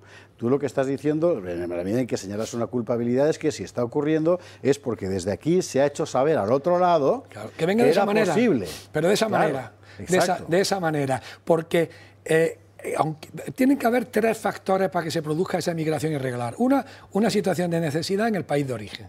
Otros países donde tienen una situación económica desahogada. Pero no basta con que haya países con situación de problemática y otros con situación de... Tiene que haber un efecto llamada, porque a esos mismos países, en Mali y en Sudán, no se le ocurre irse a Emiratos Árabes, ni se le ocurre irse a Arabia Saudí. De hecho, contaba yo, me impresionó la cosa, sí que lo he contado 3 veces. Figaredo en el CETI de Tenerife, hablando con los chavales que estaban allí, como habéis venido, y decía uno: el año pasado nos fuimos a trabajar a Emiratos, pero se trabajaba un montón y te pagaban muy mal, así que volvimos. Y entonces nos contaron en Casablanca: os vais para Mauritania y de aquí os llevamos a Canarias, y nos hemos venido. Claro, entonces tiene que haber un efecto, ese es el segundo que la gente debe conocer, que tiene que haber un efecto llamada en medio de la situación mala económica y social del país de origen y la situación de desahogo del país de destino. Y ese efecto llamada se ha producido en España por la mala gestión, que a lo mejor hubiera sido más difícil hacer una gestión ordenada, abrir oficinas del INEM en distintos países africanos, porque bueno, nos llegan irregulares de África, pero también nos llegan irregulares de América Latina y de Asia a través de los aeropuertos.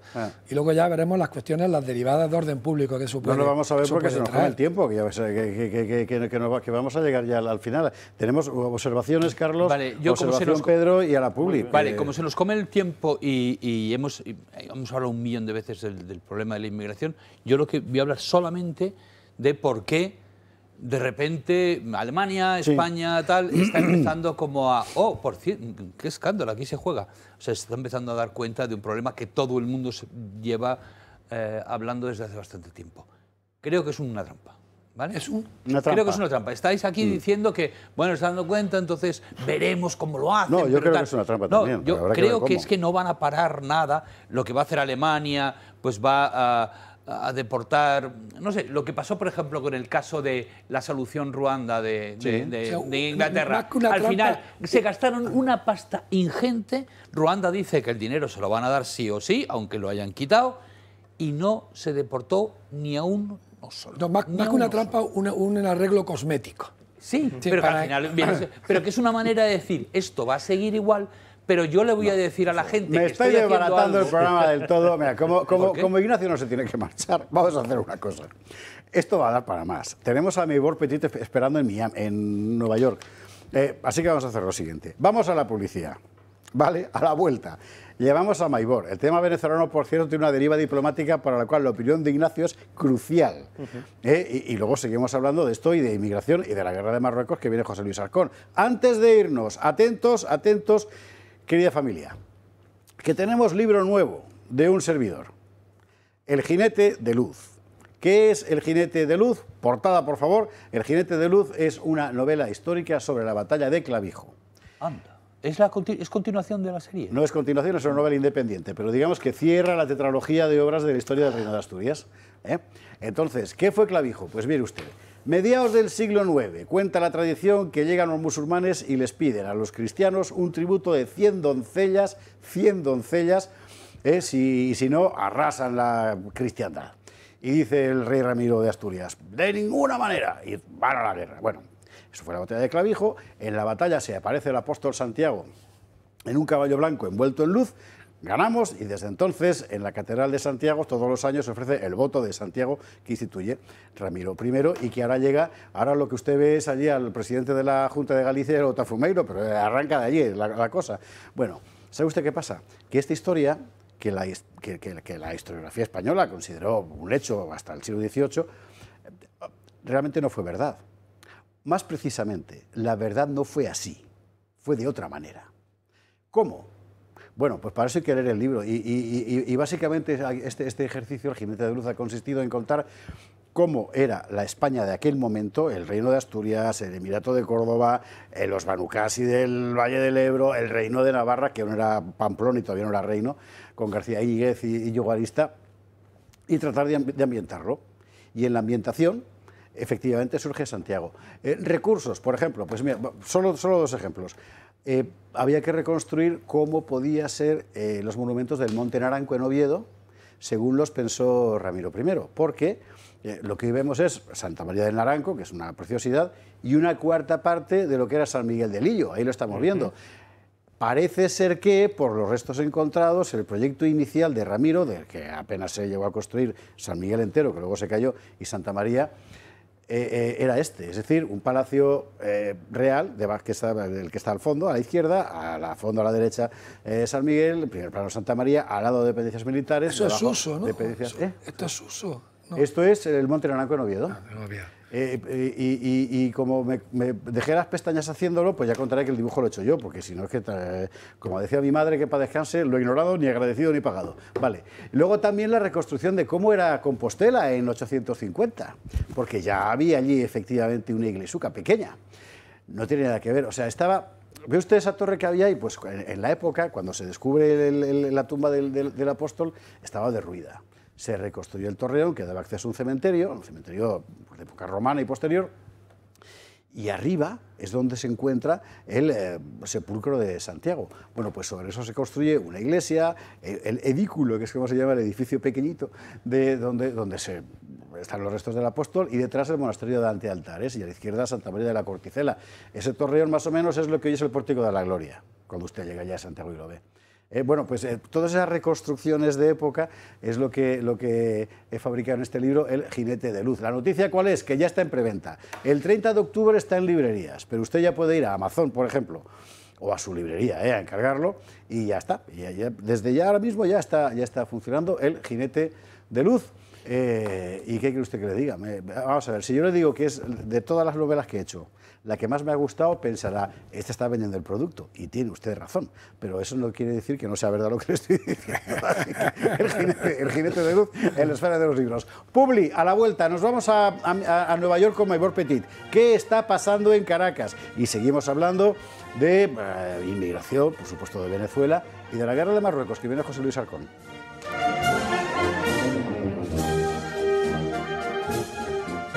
Estamos de vuelta, Gato de Viernes, Gato de Húsares. Estamos exprimiendo a Ignacio García Valdecasas como en una frase cursilísima de José María de Areilza, embajador de España, por cierto, que decía... ¿Cómo era ¿Cómo era? Hasta la última gota de la cítrica pulpa de la ingeniosa metáfora. Pues eso, la cítrica pulpa de la ingeniosa metáfora hemos exprimido y lo que nos queda todavía. Pero hay que irse a Venezuela, porque todo lo que ha pasado en estos días es realmente sorprendente, ¿qué quiere usted que le diga? Y bastante vergonzoso. Y lo que hemos averiguado en los últimos días más, porque después de la declaración de ayer de Edmundo González, lo que queda claro es que España prestó la sala para que el gobierno venezolano extorsionara a Edmundo González. Es que no se puede contar de otra manera. Que él fue allí sabiendo que él fue ya engañado, eso ya es discutible. Pero vamos, o sea, ¿qué quiere usted que le diga? ¿Cómo se de diplomática? Pero bueno, usted sabe que aquí tenemos el lujo de contar con una periodista de investigación que tuvo que irse de allí por piernas, porque entre otras cosas había desvelado las conexiones del narco con la estructura de Estado venezolana, que es Maybor Petit. Maybor Petit tiene un canal en YouTube con un programa permanente, sin filtro ni censura, donde cuenta todo, y mete a gente interesantísima contando cosas que normalmente nadie cuenta. Y nosotros tenemos, en fin, el honor de contar con ella cada vez que la llamamos y la paciencia que tiene con nosotros. Maybor Petit, muy buenas noches, ¿cómo estás? Muy buenas noches, un gran saludo para ti y para toda la audiencia. Oye, estaba interesadísimo en saber cómo estás viendo desde allí, tú que te conoces tantas claves del poder en Caracas, lo que está pasando muy particularmente con el asunto Edmundo en España y el contexto que a nosotros se nos escapa, claro, porque nosotros tendemos a poner el foco sobre la relación España-Venezuela, pero el paisaje es mucho más amplio. Mucho más amplio y se está viendo a nivel de América Latina y a nivel de los Estados Unidos, Canadá y el hemisferio. Son dos cosas que hay que tener en cuenta en esta nueva crisis que tiene la oposición venezolana y un régimen que se quiere atornillar. Esto de la embajada, las imágenes que fueron presentadas a los venezolanos el día de ayer, donde se veía a un Edmundo saliendo en un avión y también firmando unos documentos, y uno de los temas fundamentales que ha sido la desinformación y el comportamiento amponil del régimen. Los venezolanos no están esperando una cosa diferente. Lo que sí extraña es que haya algunos gobiernos que esperen algo diferente de una organización criminal. Me ha encantado lo de amponil. Amponil es un término que me voy a quedar ya aquí fijo en el vocabulario del programa. Algunos gobiernos, ¿a cuáles te refieres? Porque no será el español, me parece que aquí no están jugando a la impostura todos. Se está hablando del gobierno de Gustavo Petro en Colombia, de López Obrador en México, del señor Lula da Silva y de aquí mismo de Estados Unidos, porque lo que está ocurriendo es una especie de flote de hipocresía.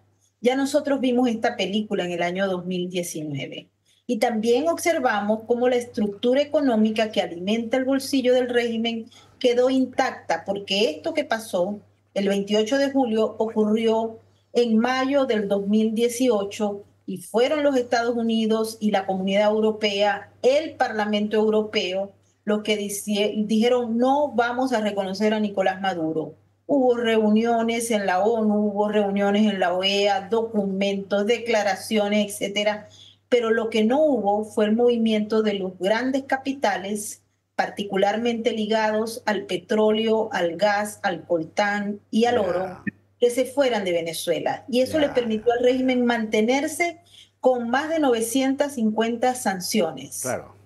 Iban personajes y empresas para la época. Ahora es diferente el asunto, porque ahora tenemos unas empresas produciendo en Venezuela con los términos que el régimen ha propuesto.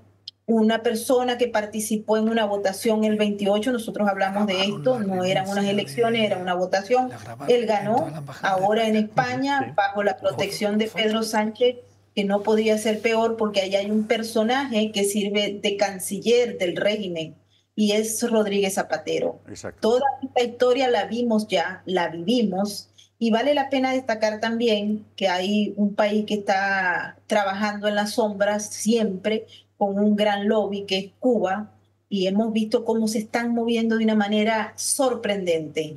La semana que viene empieza la Asamblea General de la ONU abiertamente con jefes de Estado, y los lobbies que se están haciendo desde el régimen, pero a través de sus aliados fundamentales, Rusia, China, Irán, Turquía, Cuba, entre otros, está abarrotando el discurso que se quiso imponer a través de Panamá, en el que se discutiera al menos lo que está ocurriendo, la violación de derechos humanos en la Asamblea, pero todo indica que el lobby chino-ruso y las capacidades de veto que tienen esos países no va a permitir que se asome el tema de Venezuela ampliamente, como muchos hubiesen querido en la ONU. Pero, Maigor, sí, pero ¿de qué sirve que la ONU o la propia Casa Blanca haga una declaración de condena y anuncie que va a congelar los bienes de tal o cual general si al mismo tiempo le renueva a Chevron los permisos para explotar petróleo en Venezuela? Quiero decir, al final es de una hipocresía descomunal. Es una hipocresía, por eso te digo que es una hipocresía, pero no solamente Chevron. Aquí tenemos a muchas de las empresas. Españolas también. Sí.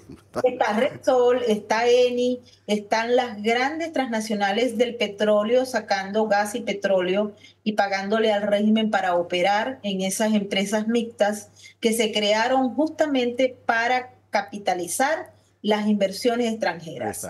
Aunque siempre miente el régimen, hay ahora una declaración que nosotros nos dedicamos a averiguar a ver si era verdad o no, porque está frente a una gente mitómana que además genera unos relatos que para muchos son creíbles porque van ensimismados con eventos que ocurren en la realidad.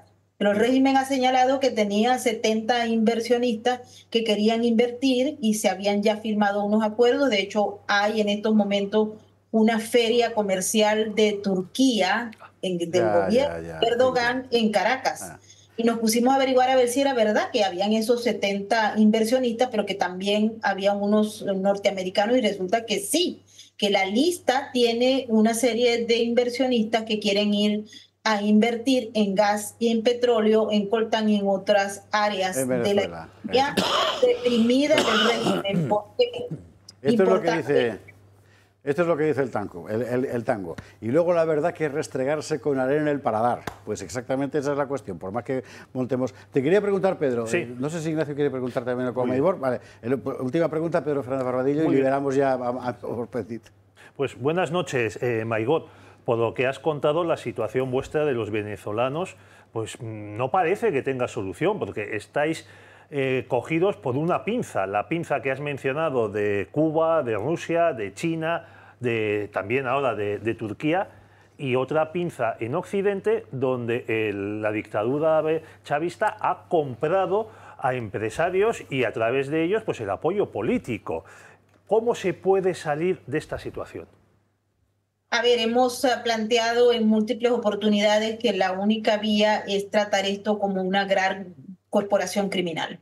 Venezuela es una base de operaciones geopolítica y que tiene unos elementos que son sumamente importantes porque allí están presentes los enemigos de los Estados Unidos. Apenas 2 horas de viaje y ahí está presente todos los enemigos de Estados Unidos y de Occidente.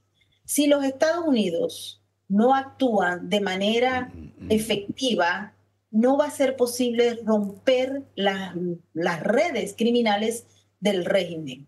Porque tenemos el caso de Cuba, que se ha tratado a veces con mano de seda, unas sanciones que por lo general no han trabajado, porque en la medida en que los Estados Unidos dicen que no operen allá, no prueben, no inviertan, España va e invierte, o cualquier otro país de la Comunidad Europea. Eso mismo ocurre en Venezuela, pero si no se seca el pozo de dinero legítimo, porque hay que recordar también que la economía venezolana es un espejo, y en el área ilegítima, y el régimen se nutre de ambas vías, de ambas economías. Por un lado vendes cocaína o cualquier droga, y por otro lado recibes dinero limpio de Chevron.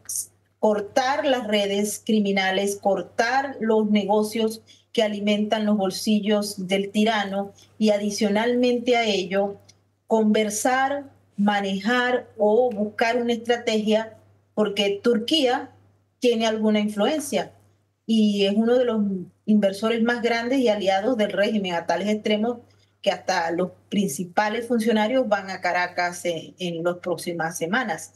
Si uno no toca el tema como es y no se asume el diagnóstico como es, vamos a seguir así hasta que Maduro se muera y decidan los chavistas poner a otro.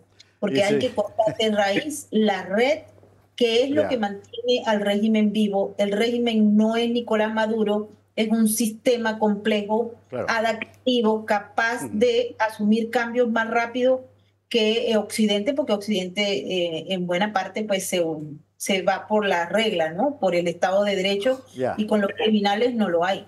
Maybor Petit, muchísimas gracias por estar con nosotros esta noche. Gracias sobre todo por esperar el retraso. Si vivieras aquí te diría la culpa la tiene Óscar Puente y entenderías la broma, pero bueno, es que es el ministro de Transportes y los trenes tenemos un problema descomunal. Gracias mil, de verdad. Te seguimos en Sin Filtros ni Censura, tu canal de YouTube, todo lo que sacas. Enhorabuena por el trabajo, como siempre. Gracias. Un placer siempre. Es muy interesante esto que ha contado Maybor Petit, porque claro, entonces yo me planteo con toda seguridad, estoy seguro, un señor en alguna sala anexa, no sé si a la Casa Blanca o la Rand Corporation, diré, o sea, vamos a ver, tengo enteramente perforado el régimen en Venezuela, tengo aquí a fulano, a mengano y a no sé quién, que me cuentan lo que pasa con el petróleo, dónde hay coltán, no sé cuántos, voy a quitar a estos, venga ya, que lo quiten ellos. Estoy seguro de que está pasando eso. Hay un cierto grado de hipocresía, pero tú señalabas muy bien en la doble trampa que Venezuela está ahora presa de una realidad geoestratégica, porque Venezuela está ahora en el campo de Cuba, está de Rusia, China, Irán, Turquía, más sorprendente, pero ¿por qué le apoyan? ¿Por qué le apoyan a este régimen a pesar de las cuestiones criminales que nos ha explicado esta señora? Porque si se produce el cambio de régimen, va a haber en Venezuela, va a ser sustituido por un gobierno absolutamente pro-norteamericano. Pero absolutamente pro-norteamericano. Entonces, en Estados Unidos también debe haber una cierta esquizofrenia, porque por un lado deben estar haciendo negocio, como tú decías, en los temas de petróleo, y por otro lado no quieren el mal ejemplo de Venezuela, que rompe la doctrina Monroe. Entonces ellos quieren volver a la doctrina Monroe, expulsar, pero quieren expulsarle sin que haya consecuencias económicas que lamentar. Entonces es muy difícil gestionar las contradicciones. La doctrina Monroe no es lo de la falda de Marilyn que esté usted pensando.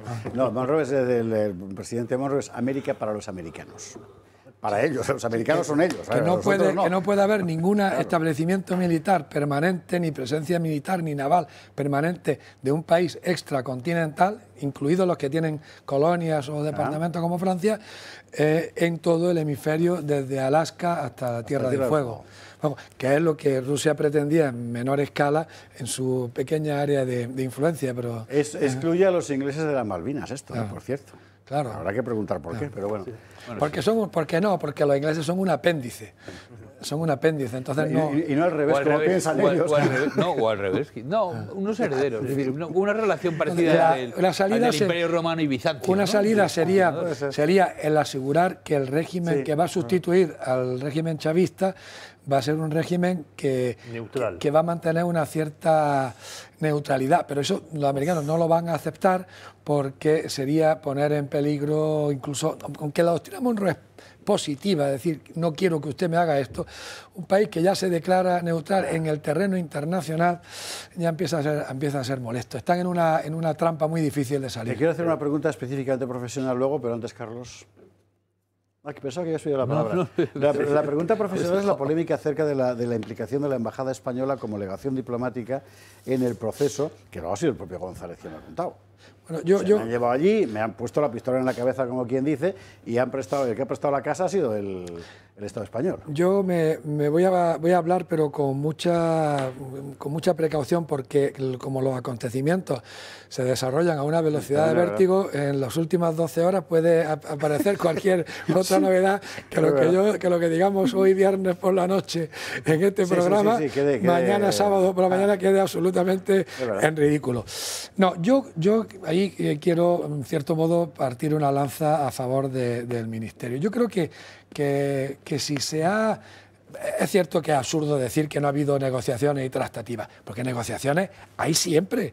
Toda conversación diplomática de una embajada con un gobierno es una negociación. No, que haya habido a un nivel o a otro, eso es absurdo. Lo del gobierno fue una vergüenza. Primera declaración del gobierno, Álvarez, no ha habido ninguna negociación. Segunda declaración del gobierno, al día siguiente, Pilar Alegría. Por supuesto, el gobierno español ha puesto, pero solo las cuestiones logísticas. Tercera declaración, el Grupo Socialista en el Congreso, moción para que se reconozca la labor minera de Zapatero. Bueno, ¿en qué quedamos? Eso es absurdo. Claro. Pero sobre todo, lo que es absurdo, que eso lo sabemos ahora más recientemente, que lo supimos ayer jueves, que había habido esa ceremonia de firma en la residencia del embajador, que es la embajada tiene Cancillería y residencia del embajador, y que se habían tomado fotos o incluso grabado vídeos.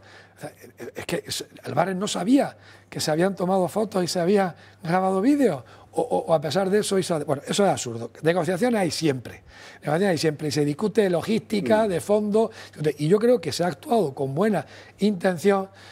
Y yo creo que quizás de acuerdo con otros sectores de la oposición, eso ya lo iremos sabiendo, lo iremos viendo poco a poco, para sacar a cualquier precio a Edmundo González de Venezuela, porque claro, no tiene la fortaleza física de la jefa de la oposición, de Marina. Entonces, porque es un señor ya de una edad avanzada y me imagino que de una salud delicada. Pero dicho eso, me parece muy fuerte que esa ceremonia se celebrara en la Embajada de España y encima se permitiera a los venezolanos grabarla y hacer fotos. Y encima yo tengo para mí que cada vez estoy más seguro de que Álvarez es apellido compuesto, y no digo más. Bueno, pues, para que nuestros espectadores comprendan el interés de Estados Unidos en Venezuela, es que ya en los años 20 Estados Unidos se interesa con mucha fuerza por lo que pasa en Venezuela y por sostener al dictador que hay ahí, que era el general Juan Vicente Gómez, porque Venezuela se convierte en el primer suministrador de petróleo de Estados Unidos, que deja de serlo México debido a la revolución de 1917. Eso es lo que permite que entendamos todo lo que ha estado aquí contando nuestra invitada, pues sobre las relaciones comerciales previas y tal, de los canales ya del oro, del coltán, del petróleo y tal. Y que Estados Unidos no permitirá jamás que Venezuela, o dicho de otra manera, que no le importa lo que el gobierno que haya en Venezuela, siempre que ellos sigan recibiendo petróleo. Ya está. La renuncia del mundo es inválida, porque es objeto de una extorsión, claro. Es inválida. Y posiblemente él no se diera cuenta de que estaban fotografiándole, se ve una cierta distancia, o grabándole. Y sus declaraciones posiblemente las haya hecho cuando ha sido informado de que el gobierno venezolano está empezando a contar la verdad y que va a hacer públicas las grabaciones. Pero con buenas intenciones se está pavimentado el camino del infierno. Entonces, bueno, yo no dudo de las buenas intenciones de mis compañeros y del Ministerio y del Gobierno, y creo que lo que han hecho ha sido todo lo posible por sacar vivo y... Bueno, a ver, esta frase tiene usted que cogerla, escribirla y leerla despacio, porque es la frase de un diplomático. Es decir, de buenas intenciones está lleno el camino al infierno, yo no dudo de las buenas intenciones de mis compañeros. O sea, está claro, ya no hay que decir nada. Pero claro, con las buenas intenciones no basta. Hay que hacer las cosas no solo con buenas intenciones, sino también con buenos resultados. Con buenos resultados. Y yo, desde luego, yo me hubiera opuesto, salvo con instrucciones, que las hubiera cumplido. Claro. En primera orden de saludo, salvo con instrucciones contrarias, yo no hubiera aceptado la grabación de la ceremonia. Si me lo hubiera ordenado el Ministerio, claro, lo hubiera hecho sin ningún problema de conciencia y con absoluta disciplina. Don Ignacio, nos queda pendiente. Inmigración, segunda parte. El debate de hoy ha sido tan lleno de información que me parece que vale la pena repetirlo cuando Ignacio pueda. Y hablar de la cuestión sanitaria y alimentaria en Estados Unidos, me parece que es muy importante, porque además aquí estamos copiando el modelo a marchas forzadas. Pero es que lo hemos copiado todo desde los cigarrillos americanos. Desde ahí casi todo lo que ha venido lo hemos ido copiando, por eso es preocupante. Y la que le ha levantado la voz de alarma ha sido la doctora Casey. Acuérdate de este nombre, doctora Casey. Sí. Hablaremos, estábamos hablando de la cosa alimentaria de Estados Unidos y me estaba acordando del salchipapa famoso de Internet. Bueno, Ignacio García Valdecasas, gracias mil de verdad, muchísimas gracias por estar esta noche con nosotros. No hemos acabado, no se marche, que tenemos que irnos a Marruecos. En fin, a Anual.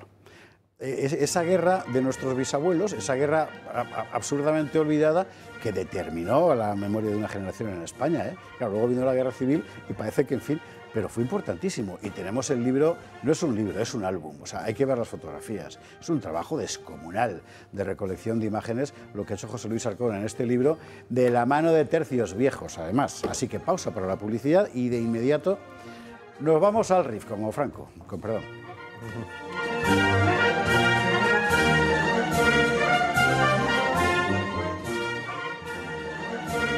Estamos de vuelta, recta final del Gato al Agua, Gato de Viernes, Gato de Húsares. Les recuerdo, está ya en preventa El Jinete de Luz, mi último libro, la novela histórica sobre la batalla de Clavijo, cuando Santiago Apóstol se apareció a caballo contra la morisma. Está en preventa, o sea, usted puede ir ahora mismo a Amazon, evidentemente, o a su librería y decir, resérvamelo que el 30 de octubre aparece, ¿vale? El Jinete de Luz en la esfera de los libros. Y ahora vamos con otro libro, que también hay que vamos a ver. A poco que conozca usted la historia de España reciente, sabrá que hay un trauma. Ese trauma es anual. Nadie, con dos Ns. También tenemos un trauma todos los años, pero bueno, ese trauma es anual con dos Ns. Vale. Los que saben por encima algo del acontecimiento saben que fue un auténtico desastre. Los más metidos en harina pues habrán visto las fotografías. Por cierto, algunas de ellas falsas, pero bueno. ¿Y allí qué pasó? Y de la guerra de Marruecos, ¿qué sabemos? Porque uno escucha a ciertos diputados y piensa que es que España le declaró la guerra a Marruecos. No tiene nada que ver con el asunto. Bueno, la cosa es que ahora ha aparecido esto. Y esto es una maravilla. La retirada de Anual y el camino al desastre de José Luis Arcón no es un libro, es un álbum. O sea, es un libro, por supuesto, cuenta toda la historia. La cantidad de fotografías que tiene es impresionante y te permite muchas cosas. Uno, verlo. Porque claro, estamos hablando de algo que ocurrió hace más de 100 años. En muchas familias, a poco que usted hurgue, va a encontrar a alguien que estuvo en Marruecos. Un tío abuelo, un tío bisabuelo, ¿verdad? Vale. Pero el mundo era muy diferente. Cuesta meterse allí. Además, en una geografía que estamos acostumbrados a imaginar con esta mentalidad, ¿verdad?, de Marruecos, pues era desierto. No, el Rif es otra cosa que no tiene nada que ver. ¿Y qué pasó y por qué? Bueno, es como meterse, mire, en una novela gráfica. Y lo mejor es que nos lo cuente el propio autor, José Luis Arcón. ¿Qué tal? Enhorabuena. Muy buenas noches, ¿cómo estás? Buenas noches. ¿Qué trabajazo? Sí. ¿Tenías un archivo propio? Alabas la abundancia de fotografías, pero yo creo que mayor mérito es cuando el lector compruebe la implicación y la imbricación que tiene cada imagen con la página en la que se encuentra. O sea, no son unos cromos, como decías en un álbum, no es un álbum con cromos repartidos alusivos al tema que se trata y que queda muy bonito ojear el libro porque son fotos muy estupendas. No, están todas en referencia y relación directa con lo que se describe en cada página. Por eso digo que es una novela gráfica, es decir, tú vas avanzando avanzando el relato y vas viendo la foto. Y estás viendo lo que pasaba. Y luego hay un segundo libro en esta obra que son los pie de fotos y las notas a pie de página, que aquí pues tanto unas como otras son propiamente notas, las notas porque hacen notar algo al lector, algo nuevo que no estaba en el texto principal, con lo cual el que no tenga demasiado interés se las puede saltar, como saltamos a menudo de las notas, pero quien tenga un interés en profundizar, lee la nota y le cuentan cosas que enriquecen lo que ya ha leído en la página. O sea, es un trabajo un poco laborioso. Lo ha editado Simtac en Valencia, lo ha presentado en Tercios Viejos ayer. José Alberto Rodrigo, ¿qué tal? Buenas noches. Buenas noches, José Javier. Ha venido aquí haciendo de madre de la Pantoja. Efectivamente, además ¿Cómo va la cosa y cómo va la casa? Pues va bien, sobrevivimos, que no es poco, y siempre es un placer pues estar entre amigos y entre paisanos, porque ¿qué tiene la gente, qué tiene en común José Luis Sarcón, José Javier Esparza y José Alberto? Que somos valencianos, entonces no como estos. No como estos, que son y la cosa va bien. Y también es valenciano el hilo conductor del libro. Porque hablando de antepasados de nuestras familias, realmente la idea motora del libro fue el descubrimiento sorpresivo, que nadie en su familia lo sabía, de que el abuelo de mi mujer fue un superviviente del campamento de Anual, de la retirada del campamento. Sí, que nadie murió joven este hombre. Mi mujer no llegó a conocerlo y solo sabía en casa pues, que había estado en África haciendo la mili, que le dieron 2 medallas, que casi lo matan y que la Santa Catalina lo salvó y que por eso en la ermita que hay en el pueblo, hay una remota ermita allá en las montañas del interior de Valencia, que hay un gran exvoto que dedicó a la Santa dándole las gracias por salvar la comida. Y eso fue lo que me movió a investigar al personaje hasta que descubrí, gracias al Servicio Histórico Militar, que me mandó enseguida desde Guadalajara la hoja de servicios de este señor. Entonces, cuando descubrí, tuve la confirmación de que, en efecto, no había estado en Marruecos, no había estado en Anual, y el balazo se lo dieron en la campaña de Anual. Entonces fue cuando dije, esto tengo que contarlo. Primero pensé contarlo únicamente, hacer un folletito que contara a la familia extensa de mi esposa, pero cuando fui investigando para dar contexto al relato y descubrí las cosas que me chirriaban del relato tradicional del desastre de Anual, cargando las tintas sobre la incompetencia de los mandos españoles, la cobardía de muchos de ellos, la inutilidad del ejército español, o sea, cargando mucho las tintas, crucificando a Alfonso XIII como si hubiera alguna responsabilidad en las operaciones de Melilla. Entonces di cuenta, no, esto hay que enderezarlo, entuerto hay que enderezarlo. Vamos a recordar lo fundamental. España tiene el protectorado, es decir, no es una potencia colonial, tiene el protectorado de un área concreta de lo que hoy es Marruecos, que entonces no lo era, que es el Rif, es decir, el norte, la zona de Alucemas y demás. Vale. Allí, dentro del Rif, se sublevan permanentemente desde tiempos inmemoriales las tribus rifeñas, que no son, que también se sublevan contra el sultán de Marruecos, ¿vale? Cosa que es muy importante. España no está en guerra contra Marruecos, esto es otra cosa. De hecho, miles de los soldados españoles son marroquíes, es el origen de las tropas de regulares y demás, ¿vale? España trata de mantener aquello con la diplomacia de la paella que decía el general Zorzo. Entonces va asuntando aquí y allá a los jefes de las tribus, mal que bien, bueno, lo van manteniendo, de vez en cuando algunos se levantan, cuando se levantan aquello es una guerra de guerrillas horrorosa, porque son barrancos, quebradas, pero bueno, bien. Hasta que aparece, estoy simplificando muchísimo y me vas a perdonar, por primera vez un líder nacionalista, que es un tipo formado en España que se llama Abdelkrim.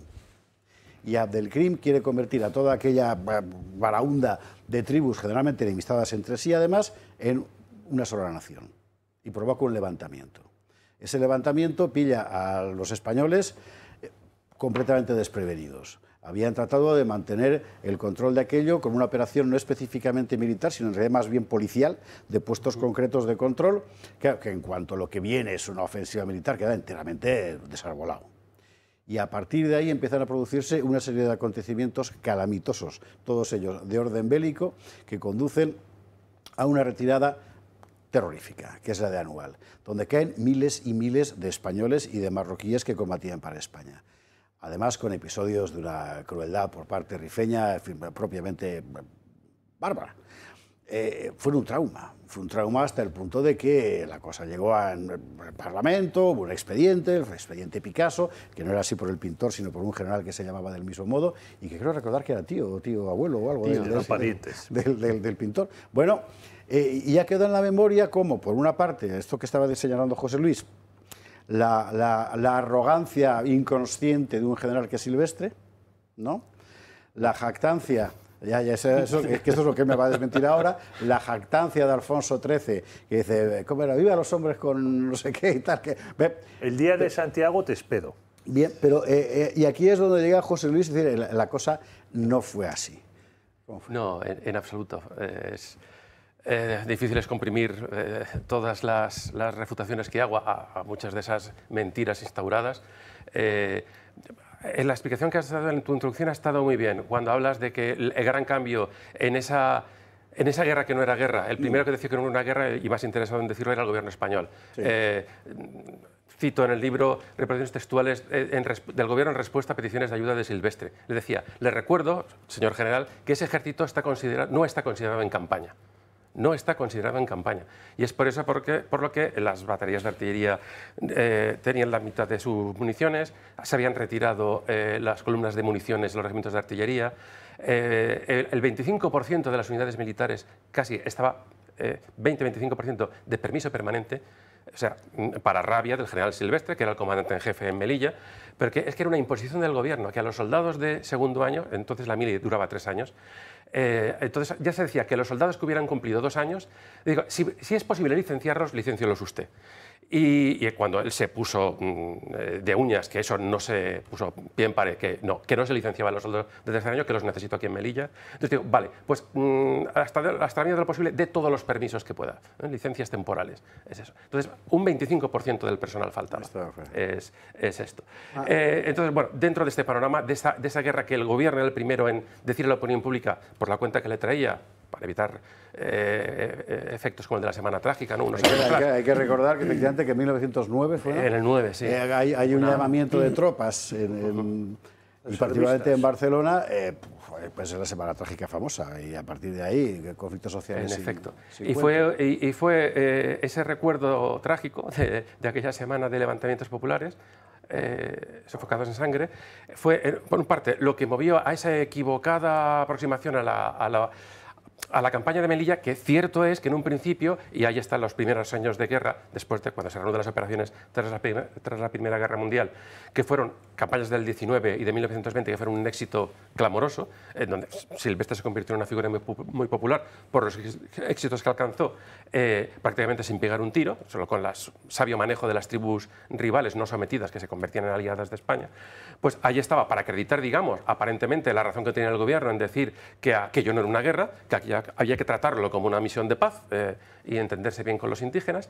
Parecía que tenía razón. El problema es cuando, sorpresivamente, que es lo que te ha faltado decir al principio, surge ese líder rebelde, que es Abdelkrim. Es que no es que se le viera venir.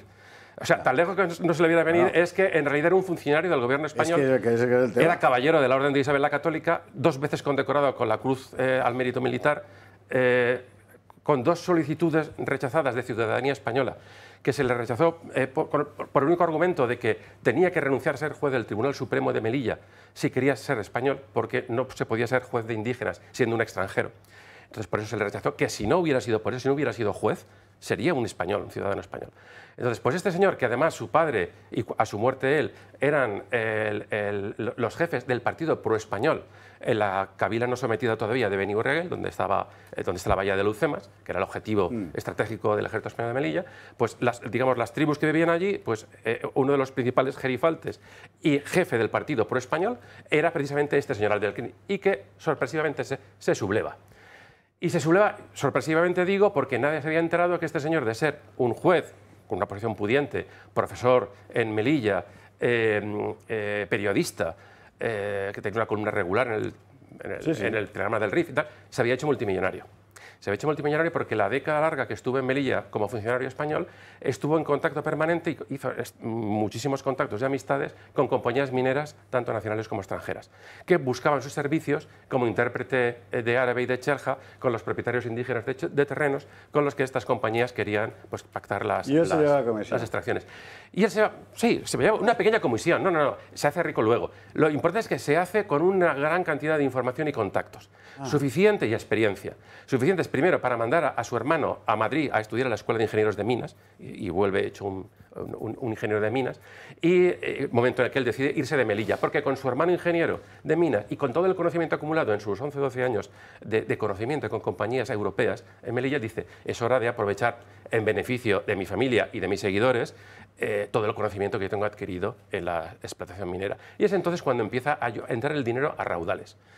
Y es entonces cuando también no es fácil detectar, digamos, esa sublevación que él trama. Es cierto que la trama, pero hasta hoy día, ni yo mismo me atrevo a afirmarlo en el libro, hasta hoy día no se puede decir si realmente Abdelkrim fue un patriota sincero que tenía en mente crear esa República del Rif, ajena del dominio español y francés, o sencillamente fue un oportunista, digamos, un hombre inteligente, ambicioso, de formación europea, como él era, desde pequeñito estuvo en contacto con las escuelas españolas, y sabía perfectamente español, lógicamente, sino que parece ser que lo que él quiso es aprovechar todo su conocimiento y sus relaciones preferenciales con el gobierno español para, sencillamente, tener una posición negociadora fuerte, para reclamar, digamos, más privilegios y más prendas para su familia y seguidores, el año en que finalmente Beni Urragel y Alucemas quedarán bajo el control del Magzen, o sea, de la soberanía del sultán, materializada en el norte de Marruecos por el ejército español. Aquí nos estamos metiéndonos en una política que va a resultar muy complicada. Hay que tener en cuenta que